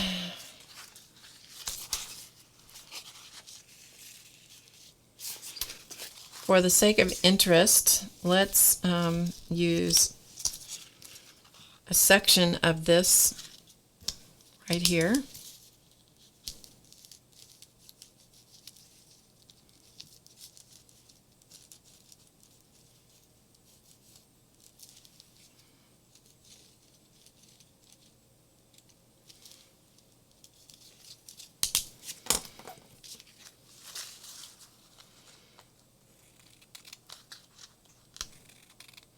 So this was actually a leaf that we transformed. And then when I cut it out, it's all the leaf parts of it are all gone away, right?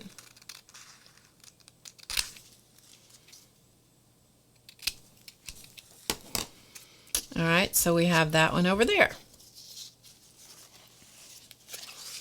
So far, so good. Makes sense. Kind of how I approach these little cards.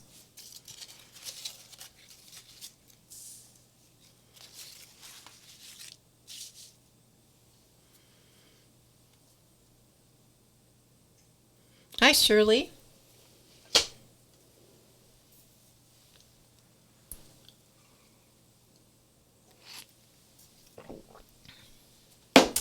All right, so the next thing I'm going to do is I'm going to decide on flowers for these. So for this one, let's do, maybe we'll do a flower out of this. Let's use this section over here just because I think it'll show up well.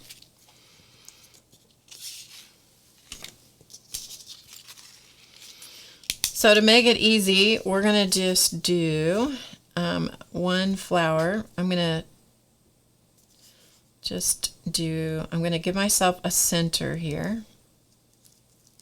And then I'm going to draw petals.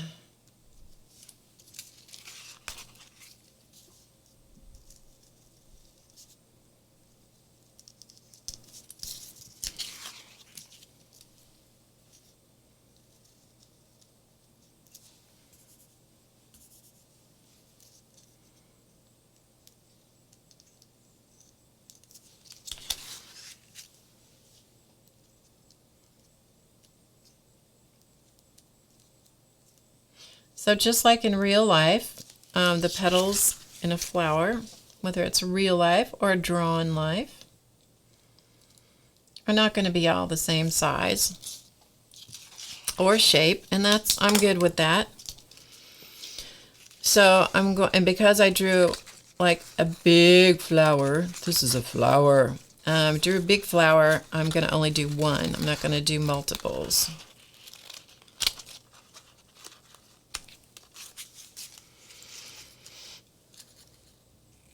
And again, I'm going to kind of think about cutting off the ink, but I'm not going to sweat it too much if I don't get every little bit cut off.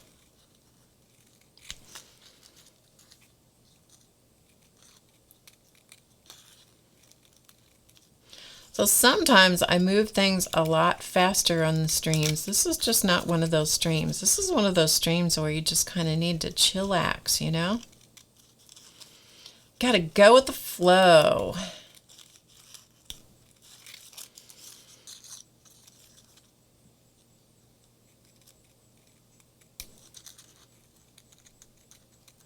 And after I cut this out, then I'll examine my little waste pieces that I'm cutting, and if there's anything that's big enough, I might save it, but for the most part, I like starting with a bigger piece of paper. So if there's enough color, that might be interesting for something. I don't know. I'll save it for the moment. The rest of these, nah, too little.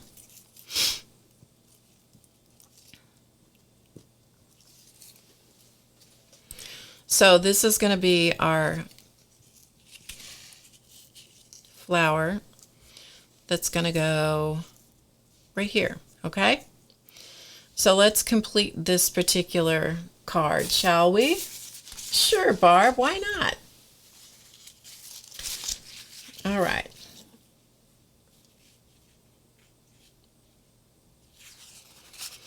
So I'm looking at this, and this is just a really cool center right here. So I'm going to cut this pumpkin stem out.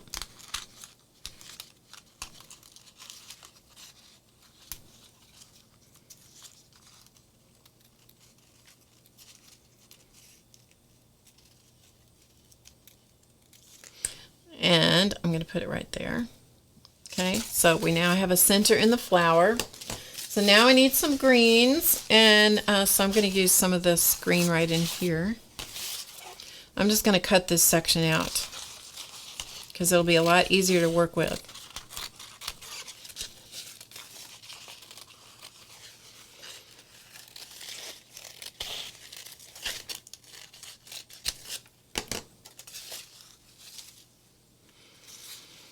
All right, so let's do a stem.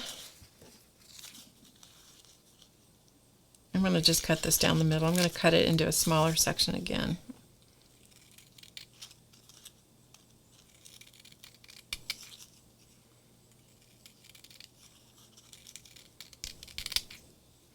And I like to do them longer, make the pieces longer than I need, because I can always cut it down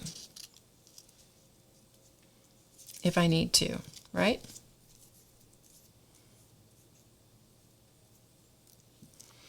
Okay, so we're going to just let that little flower live like that. Maybe I'll use a different color of green. How about if I use some of this green from this field looking section? I'm just going to cut a piece off of that. So I've got a small piece to work with. And I'm just going to cut, you know, some random leafage. Make it up. And then come over here to this section and do another one.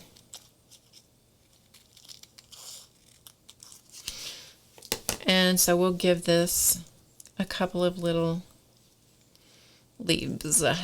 Okay, so there we have that one. All right, so how about if we put this one together? Then we'll do another one.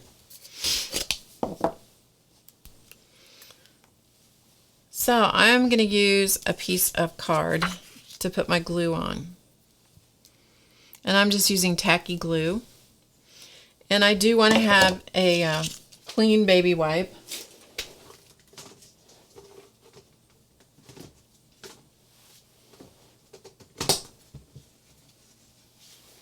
So I've got a wet baby wipe and a paper towel. So I've got something wet and something dry as I'm working along here. So I'm going to build the flower first. And I'm just going to use my finger and put the center of the flower in. Okay, so we got the center of the flower. I'm going to lift up my stem here.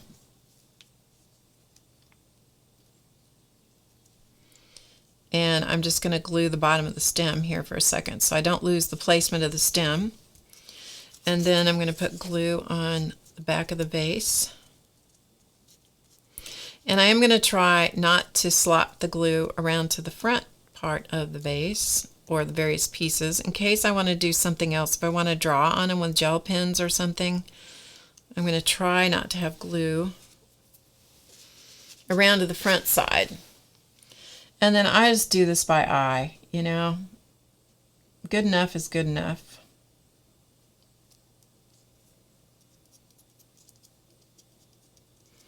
Close enough is close enough. And then I do use the baby wipe to get the glue off my hands. So I'm trying to work as clean as I can. Alright, so let's take the flower off. And I'm going to glue the rest of this little stem.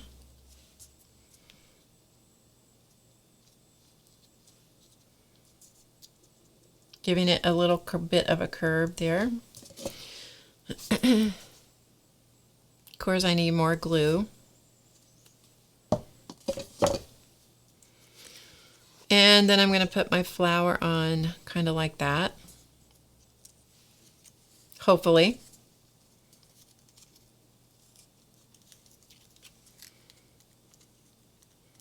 Sometimes it's easier if you put it down on a craft sheet or you can use a piece of paper, scrap paper.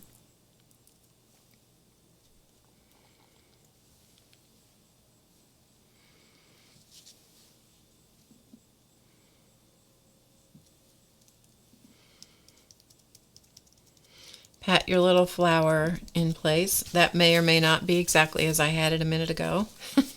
Who knows? That's why I said I'm going to try to do it this way, but I don't know if it's going to do that. Then I always clean up the glue as I go also, because if you don't clean up the glue as you go, sure as the world, you are going to put something that you care about right in that wet glue. All right, then I'm going to decide where I want my leaves. So on my leaves, I might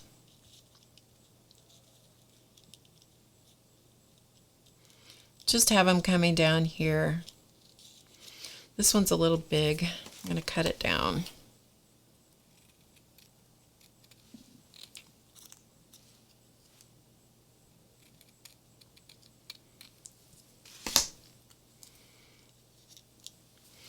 All right, and so we're going to put this little leaf coming like so.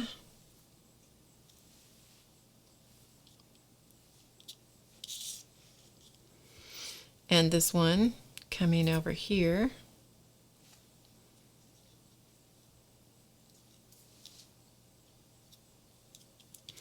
And because I tend to like things in threes, like 3 leaves or whatever, I'm going to cut one more little leaf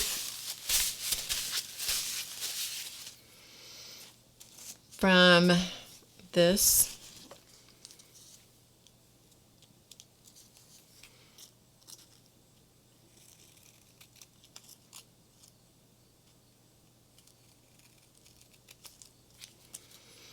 And I'm going to let it look like it's fallen away from the flower arrangement and like it's laying on the table.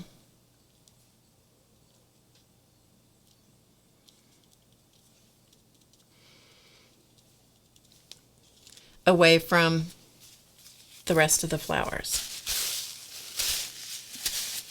Thanks, kitty.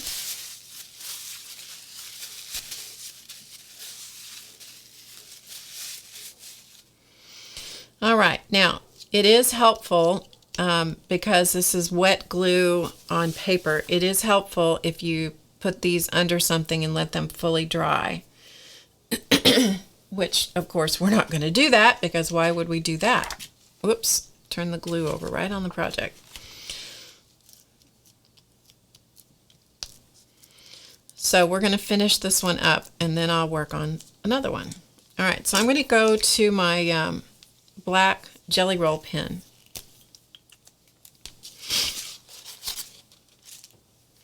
Now this is best if you let it dry. Okay, did I say that enough times? I'm going to just loosely outline just to give this some crispness.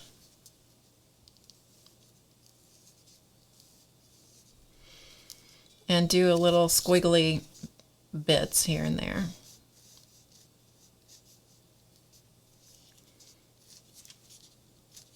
Maybe add a little vein in the leaf.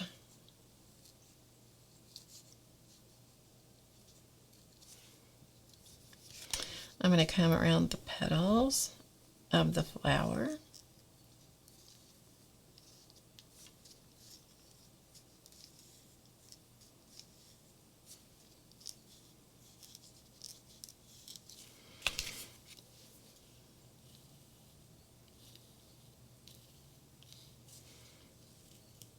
Now, if you don't like loose outlines on things, of course, you don't have to do that. You can be very precise. You don't have to outline it at all if you don't want to.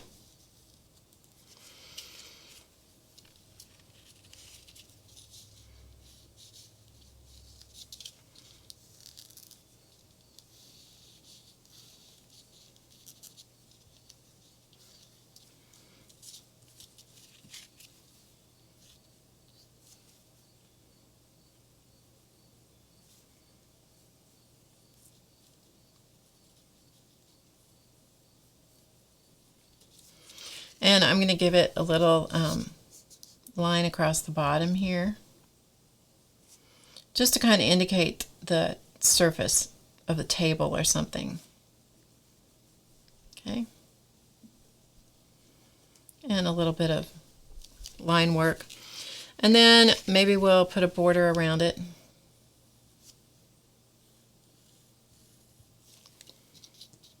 Nothing too perfect.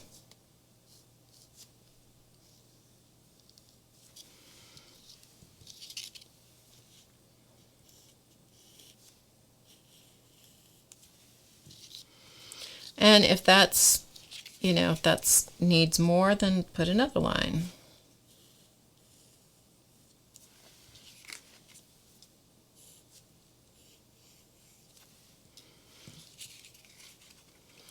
Perfect lines are highly overrated. All right, then I'm going to figure out where I'm going to sign it. I think I'll sign it right down here by the table in little bitty letters. And of course you could go over it with paint pens and you could add pattern to the base and so forth and so on.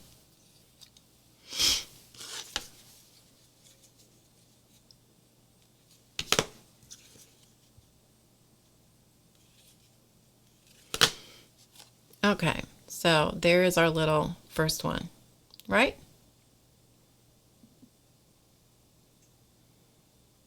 So there's our first little flower. Now you could add details into the petals of the flower. You could add lines. You could add dots. In fact, we'll do some dots to suggest some pollen dots or whatever. Gives it a little more character and interest.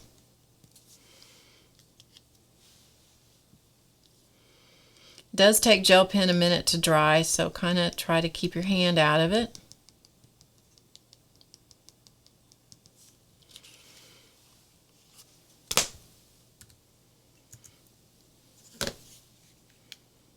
Okay, so there you can see the pollen dots, right?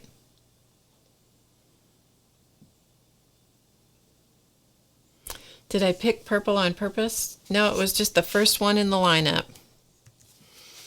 It was just the first one. All right, let's look for which card base I want to put under it. Which color do I want to put under it? Okay.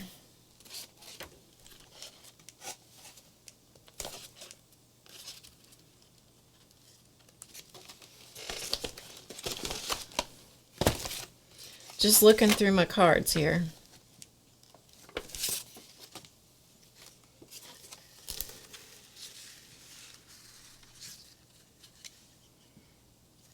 I tend to like putting the complementary color under it just because that really livens everything up. So yellow is a complementary color of purple, so we may do that. And we may ink the edges and so forth. Okay? Yeah, the snail made me do it. That's right. All right, so we're going to set that one to the side. Let's take a look at this one.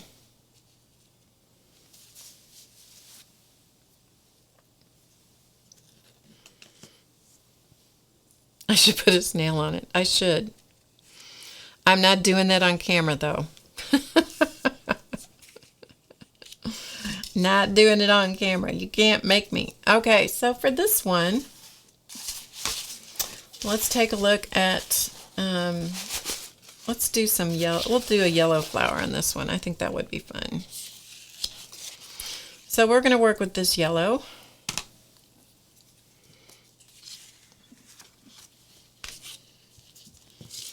And maybe what we'll do on this one is we'll do some of those lollipop type flowers.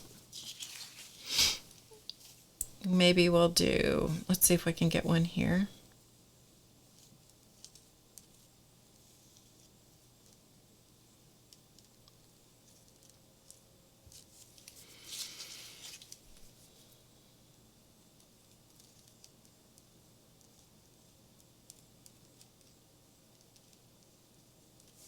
On the order of Kat's posies that she does, huh?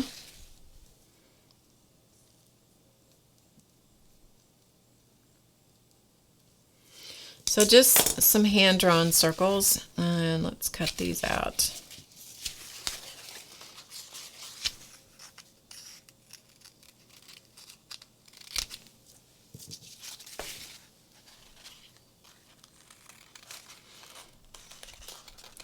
So I'm just going to rough cut them first, and then I'll come back and cut them more accurately.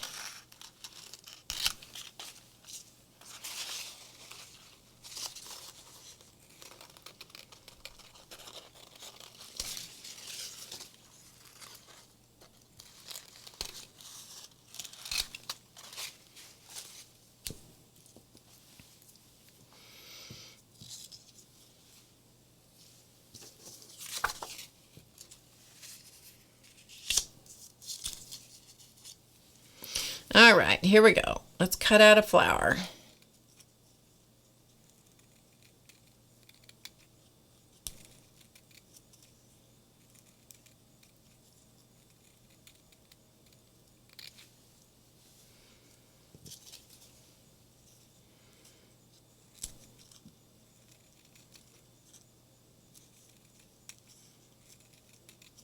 It is so easy to lose yourself when you're doing something like this. I mean, I can, as you can tell, I stop talking because I get lost in whatever I'm thinking about, you know?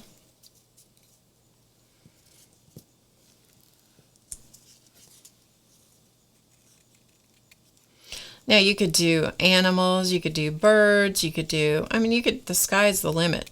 I was thinking about doing a Siamese cat on one of them, but I didn't have time to sketch out the design, and I'm not good at extemporaneous drawing at all.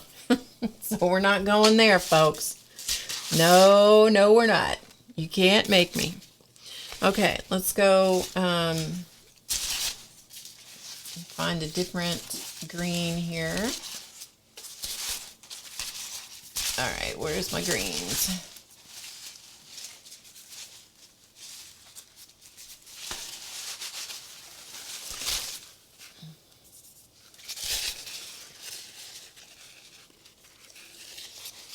I don't think you could tear them out. Hi, cat. I'm not sure you could tear them out, actually. Might be able to. Okay, so let's do some little stems.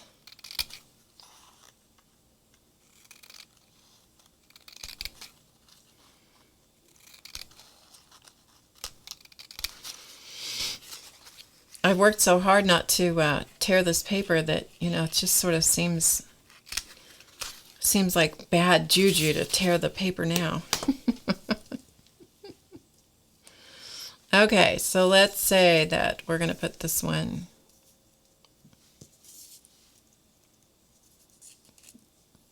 Just gives us a way to lay it out.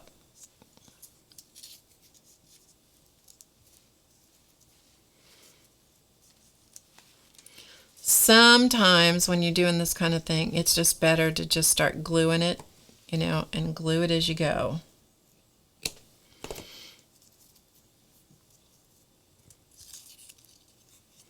And this one, we're just going to let it act like it's just kind of hanging over the vase. That'll be fine. Last night when I was doing these, I absolutely lost one of my stems. I was gluing it and it flew out of my hand. I haven't found it yet. Yep, it's true.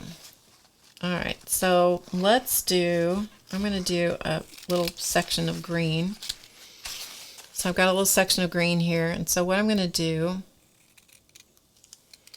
is just cut some kind of long, skinny leaves this time.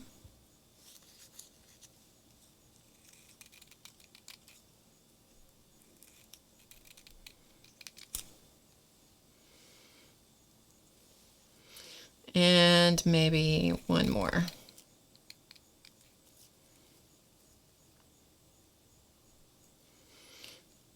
All right, so we've got 3 leaves to work with.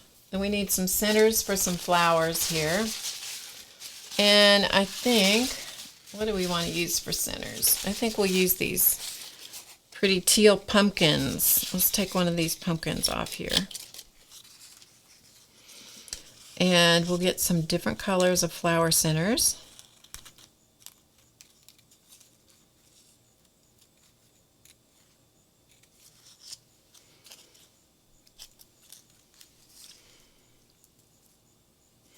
That's a tiny one. We'll put it up here.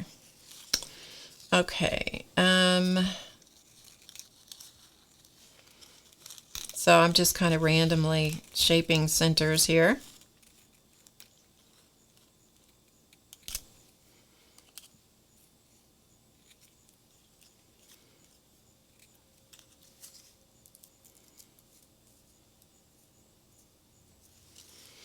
And just so they're not, maybe not all exactly the same, maybe we'll do one other color. Let me see.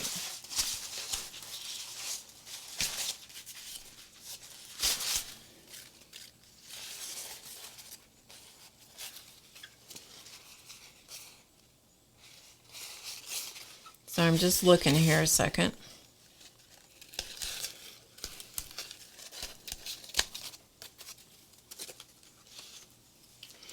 I'm glad I'm not the only one, Carla.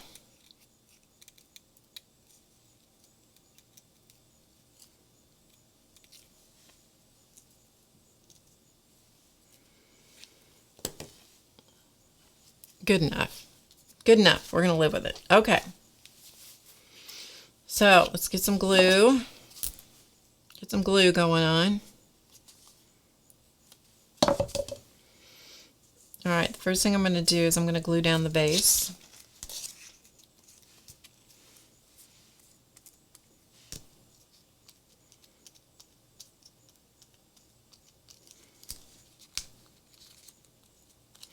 You don't have to use a vase, of course. I just think that it's kind of fun.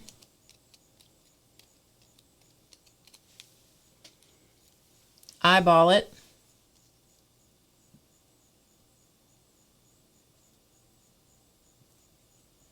So of course, if it's not exactly even from one side to the other, you just have to live with it. I'm going to leave the top loose a little bit. Now I'm going to separate my flowers a little bit, and I'm going to take a stem. See if I can keep up with it till I get it glued down, people.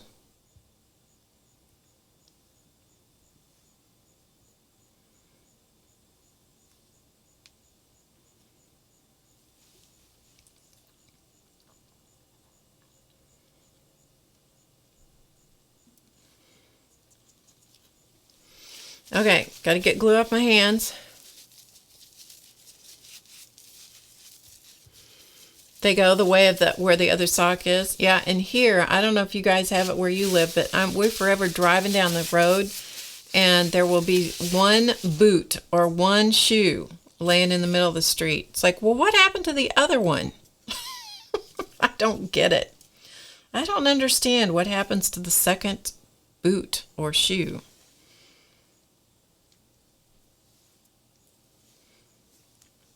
Isn't that a curiosity to you guys?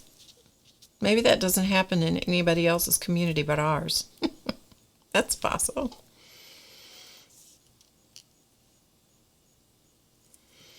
All right, so we have one fleur. Okay, we have one fleur. All right, let's glue the centers onto these so I don't lose them.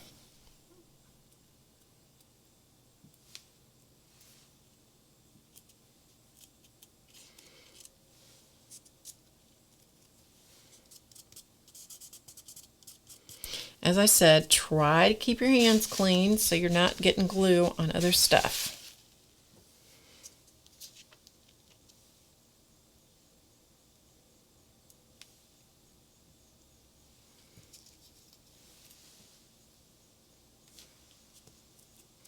And the centers of the flowers don't have to be directly in the middle either. I know, Annette. Don't you wonder?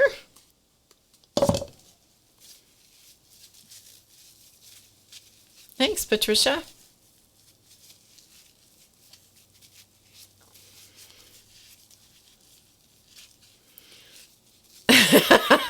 Ruth says there's a pair of boots hanging on a fence across the road. Been there about 5 years. So those are great shoestrings. No doubt. No doubt. Okay, let's put this little stem on here. Decide where this flower is going to go. Well, the stem's going to determine. I'm going to put the stem on.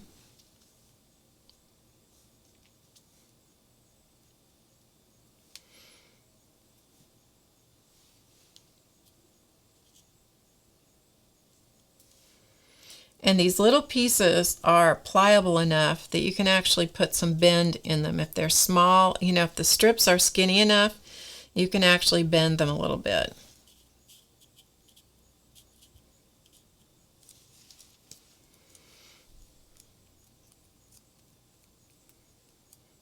And that's kind of fun. All right, and you wouldn't have to bend, glue these flowers down completely, but I'm going to, so there you go. You know, you could let them be free around the edges. You could glue just the middle if you wanted. I'm gluing them all the way down.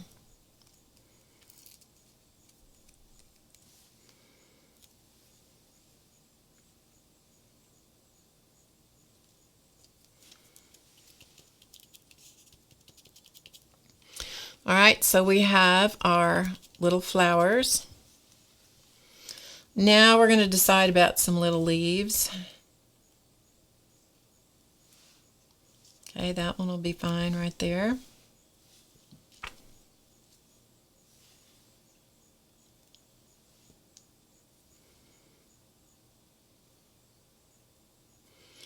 I am the first to admit this is fiddly work.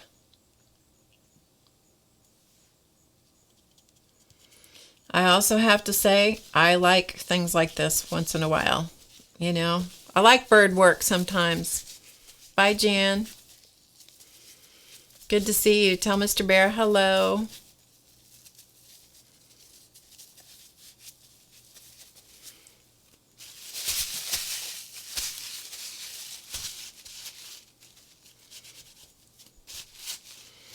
All right.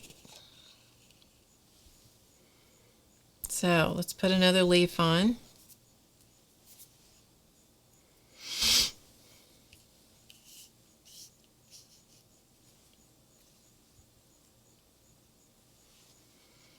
Okay, this one we're going to shorten up.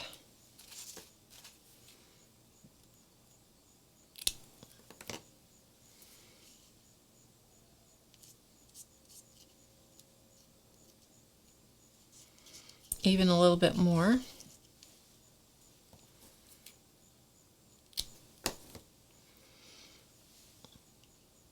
Okay. And I'm just using tacky glue to do this. Of course, you could use whatever kind of glue you wanted to use. It just happens to be the glue that I like the most.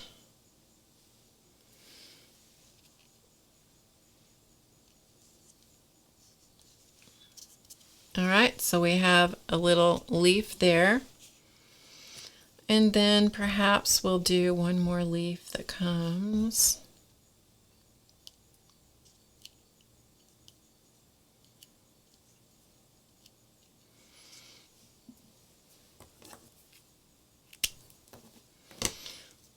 Don't dilly-dally around with it too long, or you'll talk yourself out of the idea. Just put it on. Okay? All right, so we have all the pieces and parts. Mopping up the glue. So we're going to do this one, and we'll do one more. We'll finish one more. Maybe we'll go ahead and glue the other one, and then we'll come back and do the pin work and stuff on that. How's that sound?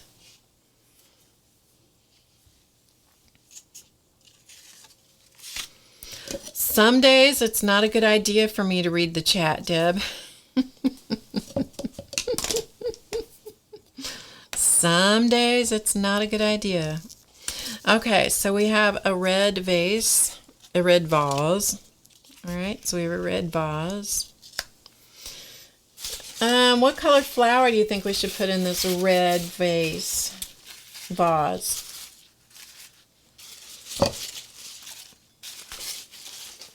I didn't crunch up the purple, so we can't use that purple. Get this purple. I don't want to do that.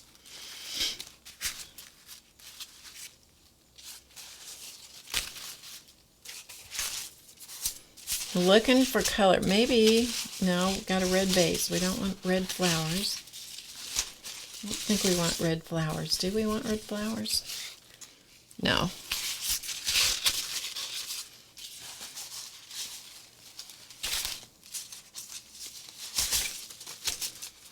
I don't have any purple crunched up. The purple is still down there drying.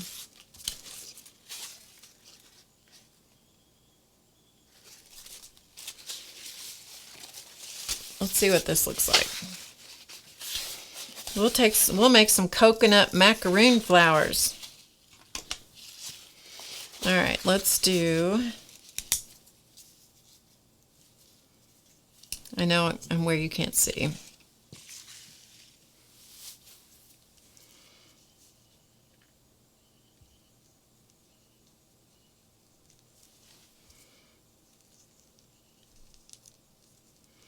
And let's do just one big flower. This may be too big. I may have to cut it down, but that's all right.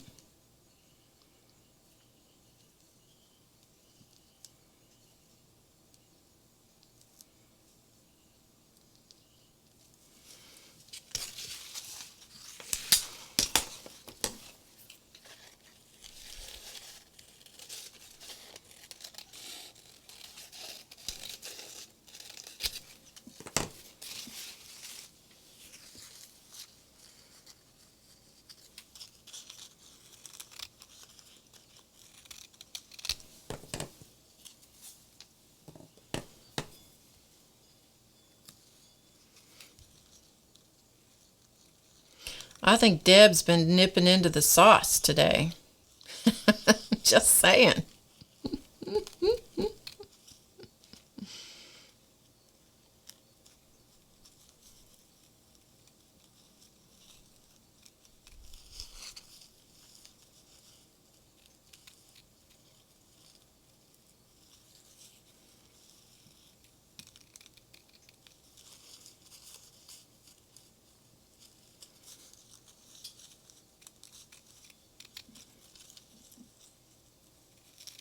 Here I go, forgetting to talk again. So last night, I went to book club at Soul Sentiments, and we're going to start a new book. We finished the watercolor book, of which I didn't do any, not even one exercise in the book. I was a bad book club member. Bad book club member.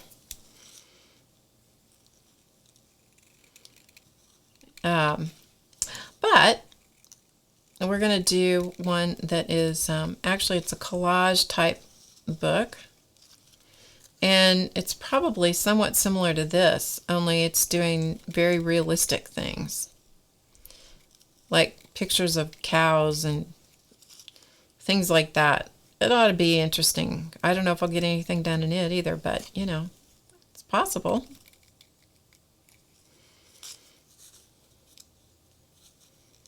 So that's what we're doing next. This is going to be a pretty flower, I have to say. That's why when you do this kind of stuff, you don't have any idea how it's going to turn out, unless you're some kind of flippin' genius, which I'm not. Never claimed to be. I did well in school, but I was not a genius. Let's just say Mensa and I would never have seen eye to eye.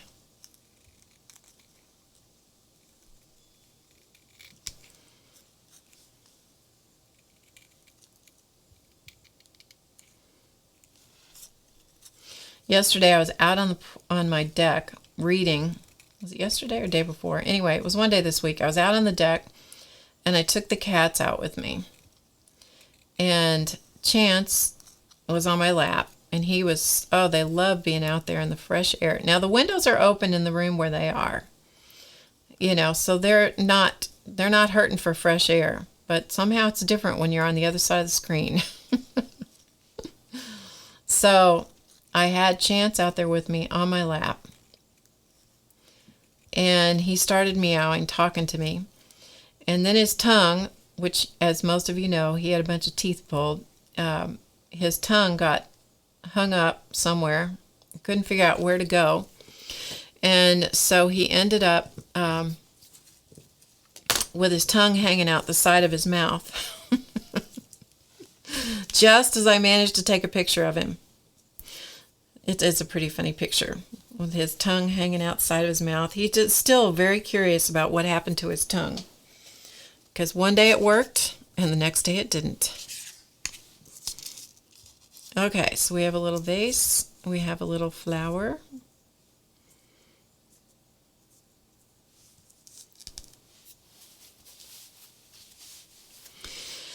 And let's do a stem, maybe a dark green stem.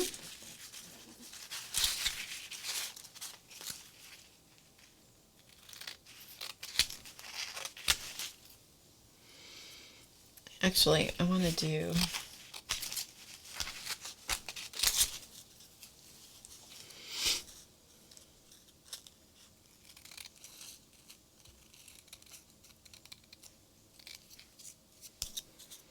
see if I can make this work.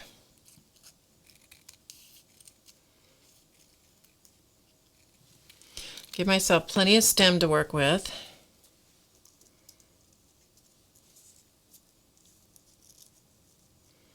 Well, that was overkill. That was like way too much stem.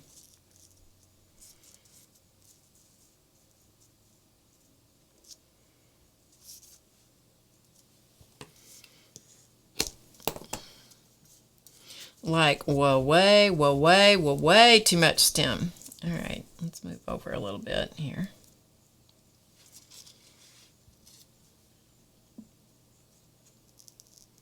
Okay, so before I lose the placement of the stem, I'm going to glue it a little bit.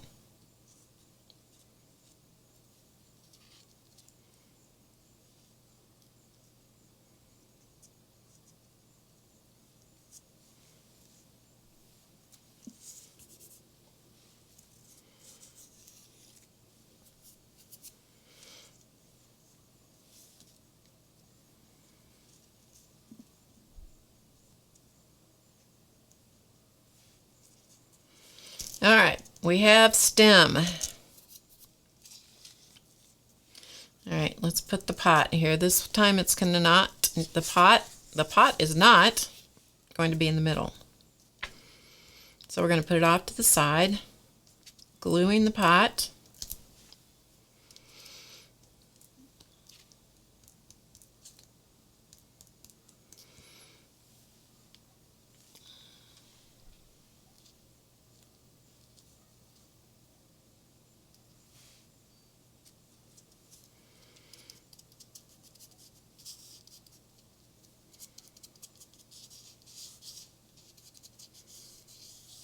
All right. I just all of a sudden sounded very southern. All right.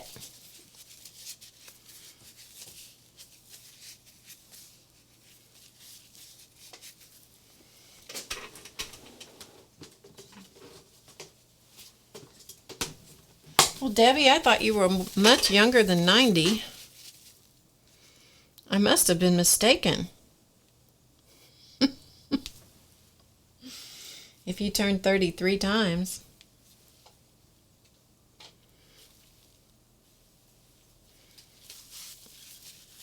Orange?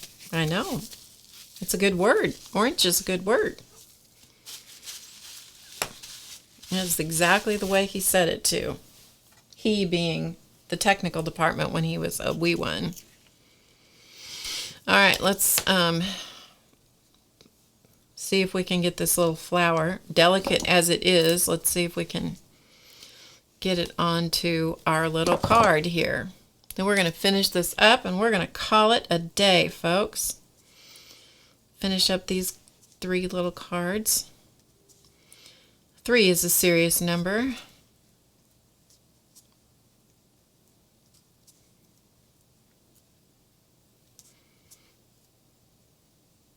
My eyes are always bigger than my stomach when it comes to how much I think I can get done.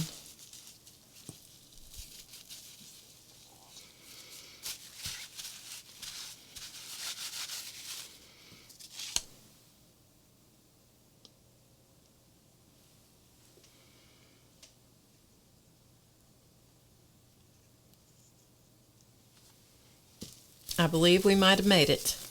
Woo, wish me luck. We're almost there.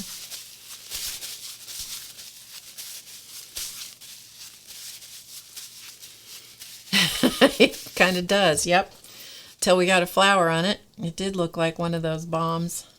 The Roadrunner Coyote bomb. I used to watch that when I was a kid. I loved that show. I always thought, this time the coyote's going to get him. This time he's going to get him. He never did. All right, this time we're going to do one leaf. One leaf. Of course it's one flower. That's what you see there. All right, one leaf. And we're going to do this leaf in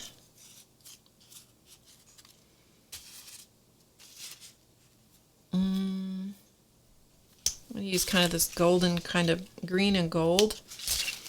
So I pick up some of the gold color from my flower there.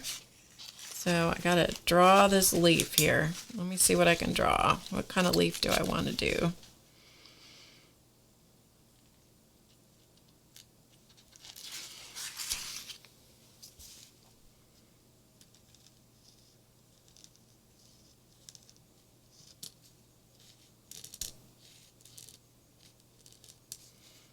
Probably look like a pineapple top, but you know, hey.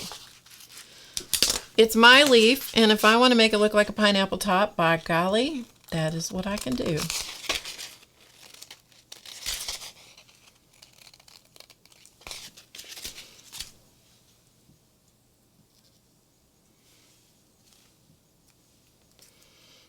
And then if I need to cut it down, of course I can do that.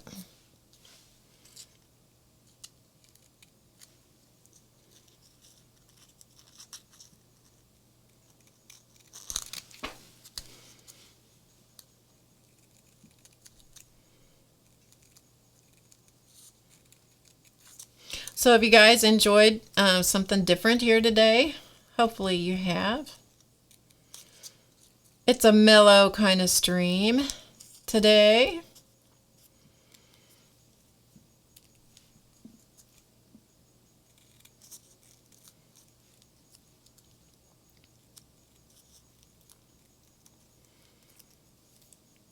And if you do something, you know, and you go, oh, I just don't like that color combo, you can always just not glue it down, do a different one. Goes without saying, right?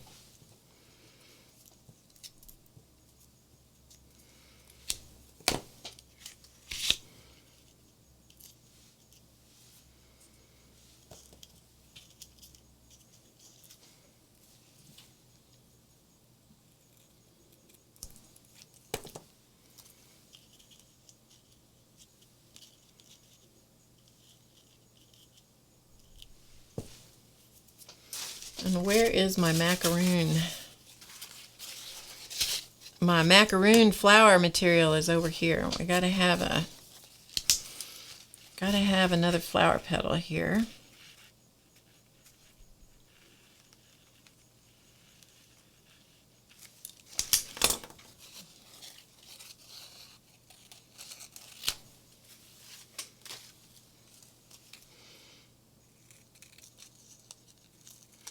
One lonely little flower petal.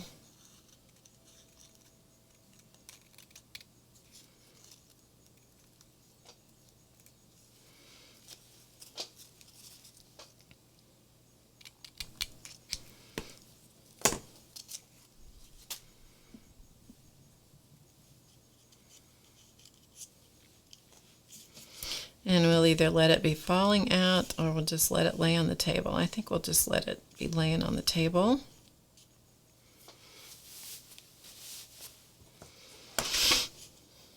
And we need a flower center. Let's see, for the flower center,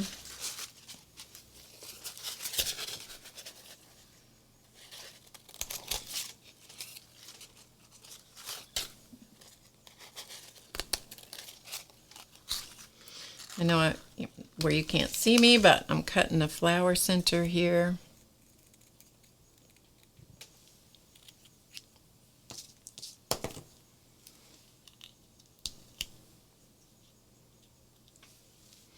So that will kind of fit right in there. Good, good.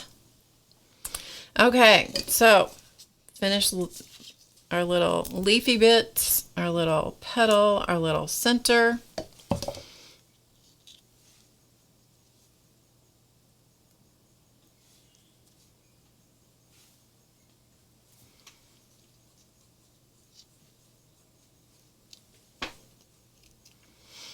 Okay, we're going to put a flower petal down here because it fell out of the...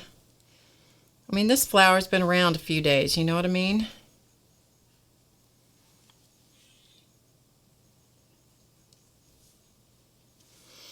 It's losing its petals.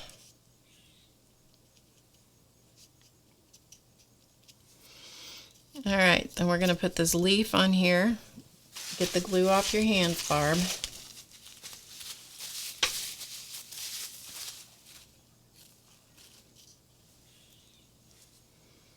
Ooh, I like that side.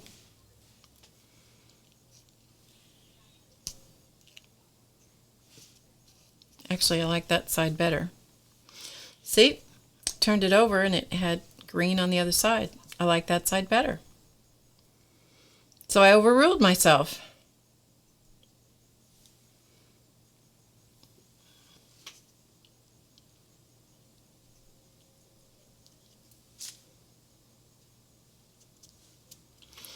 I love it when things like that happen. Serendipity struck again. Yeah, the vase is empty, so there's no liquids on my desk. That's right.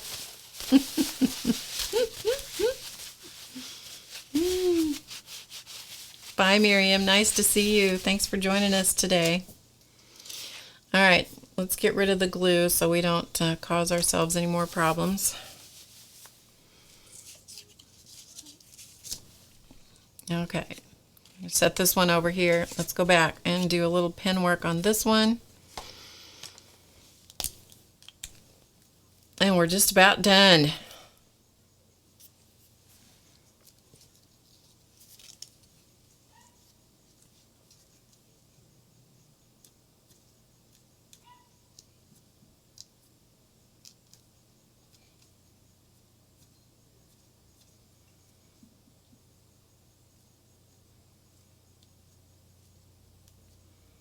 So this is where you go crazy.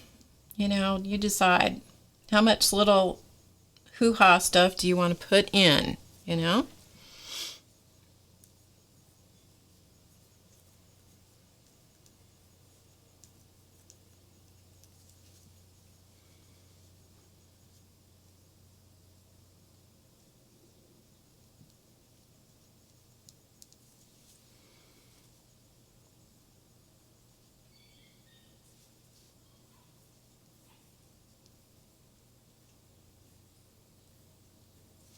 Not too perfect.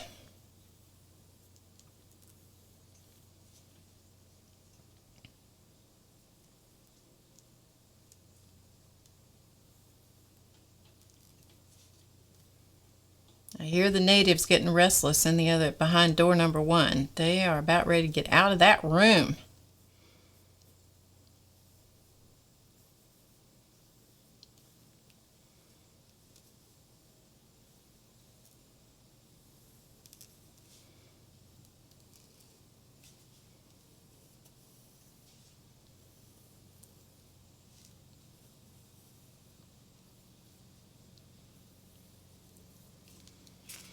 All right, so we're going to give it a little table to sit on here.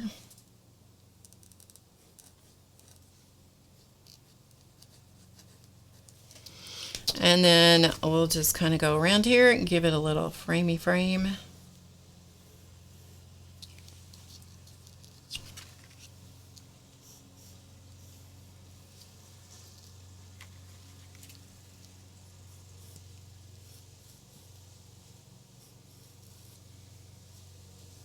And if you make a mistake one spot, make it again a bunch of other spots. It's not a mistake. It's a design element, right? Okay, so there's that one. And let's put my name on it here somewhere because I made it.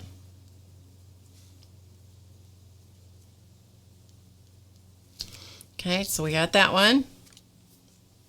Bring on the sponsors. They're right. They are ready to. Let me tell you. They're ready for their posing. They're talking to me now. Talking to me. All right, let's finish this up. And then we'll pick out the card bases that I think they're going to go on.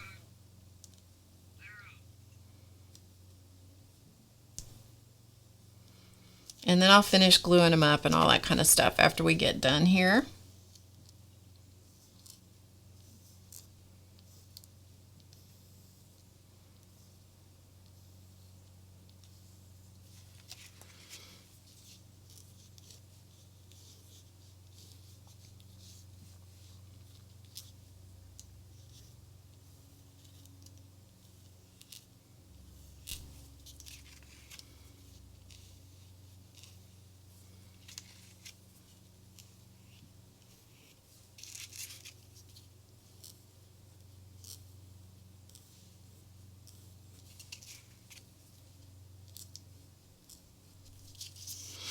All right, let's do some little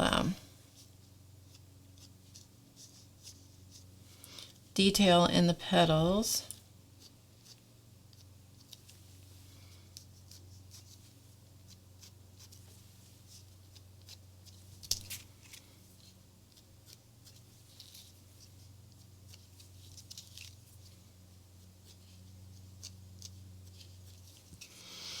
All right, now we got a stem.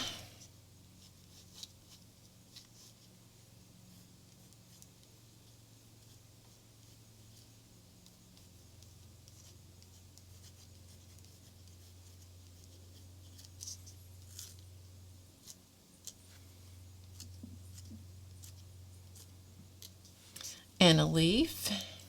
And now we've got a vase.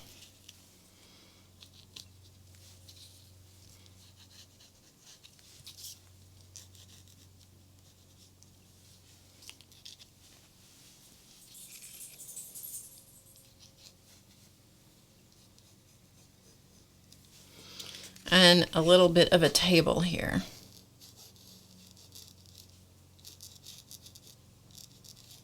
Kind of enough that the petal can lay on it as well. So, all right. So let's do a squiggly kind of border on this one, because we can.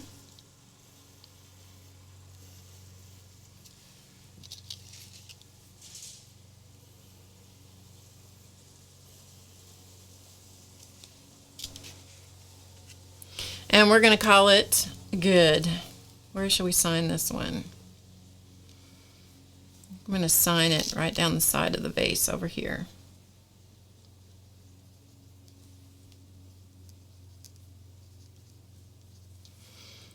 Right down the side of the vase. Okay, I'm going to show them to you close up.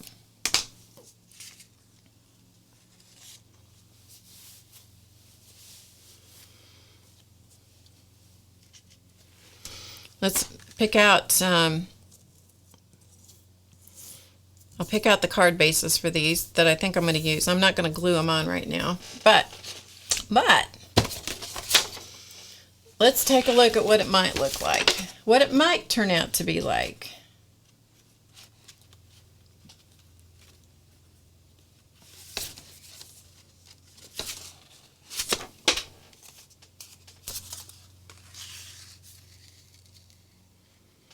Okay, so we might put orange under that one, because I like the turquoise and orange together. What other color do I have here? What about this one?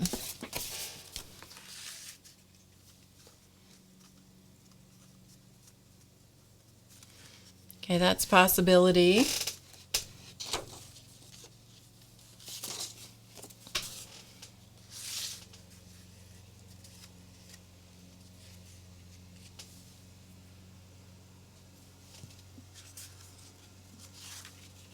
They completely change depending on what you put under them, you know?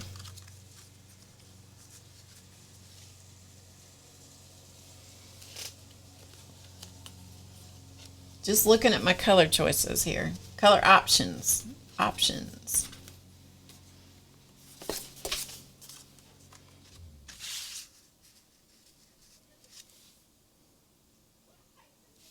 I'm not sure which is going to go on that one.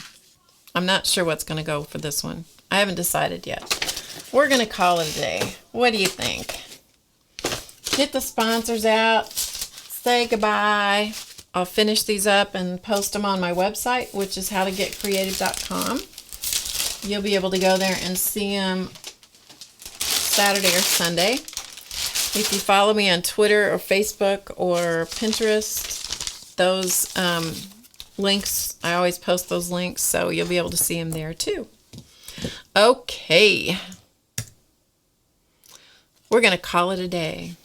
Let me get the sponsors out.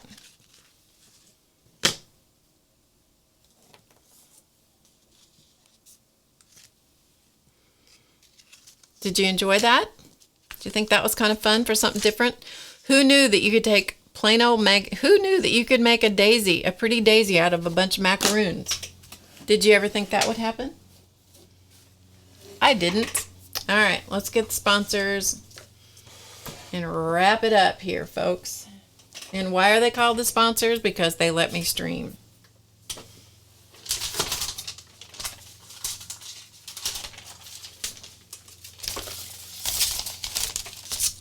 Trying to make room for them, because these two big fat cats take a lot of room. Yes, they do. Oh, shot out of there like a cannon. Were you trapped in there? Were you trapped? Were you? It was terrible today. It was terrible in there. Oh, goodness. It was just awful. Was? I'm sorry. I'm so sorry. It was terrible. You coming up here? Come here. We got to get your own private camera ready for you. Yeah, lay down. Move over, Charles. All right. Okay, goodness. It's a lot of cat to put on these tables.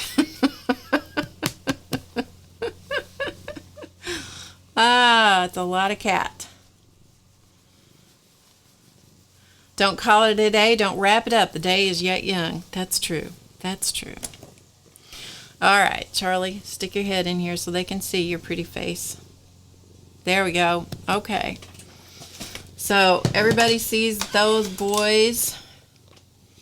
Sorry, I'm trying to get my monitor out of the shot so you don't have to look at the monitor. It's like the infinity mirror. It goes on and on and on and on and on. All right, thanks for joining me, everybody. Yeah.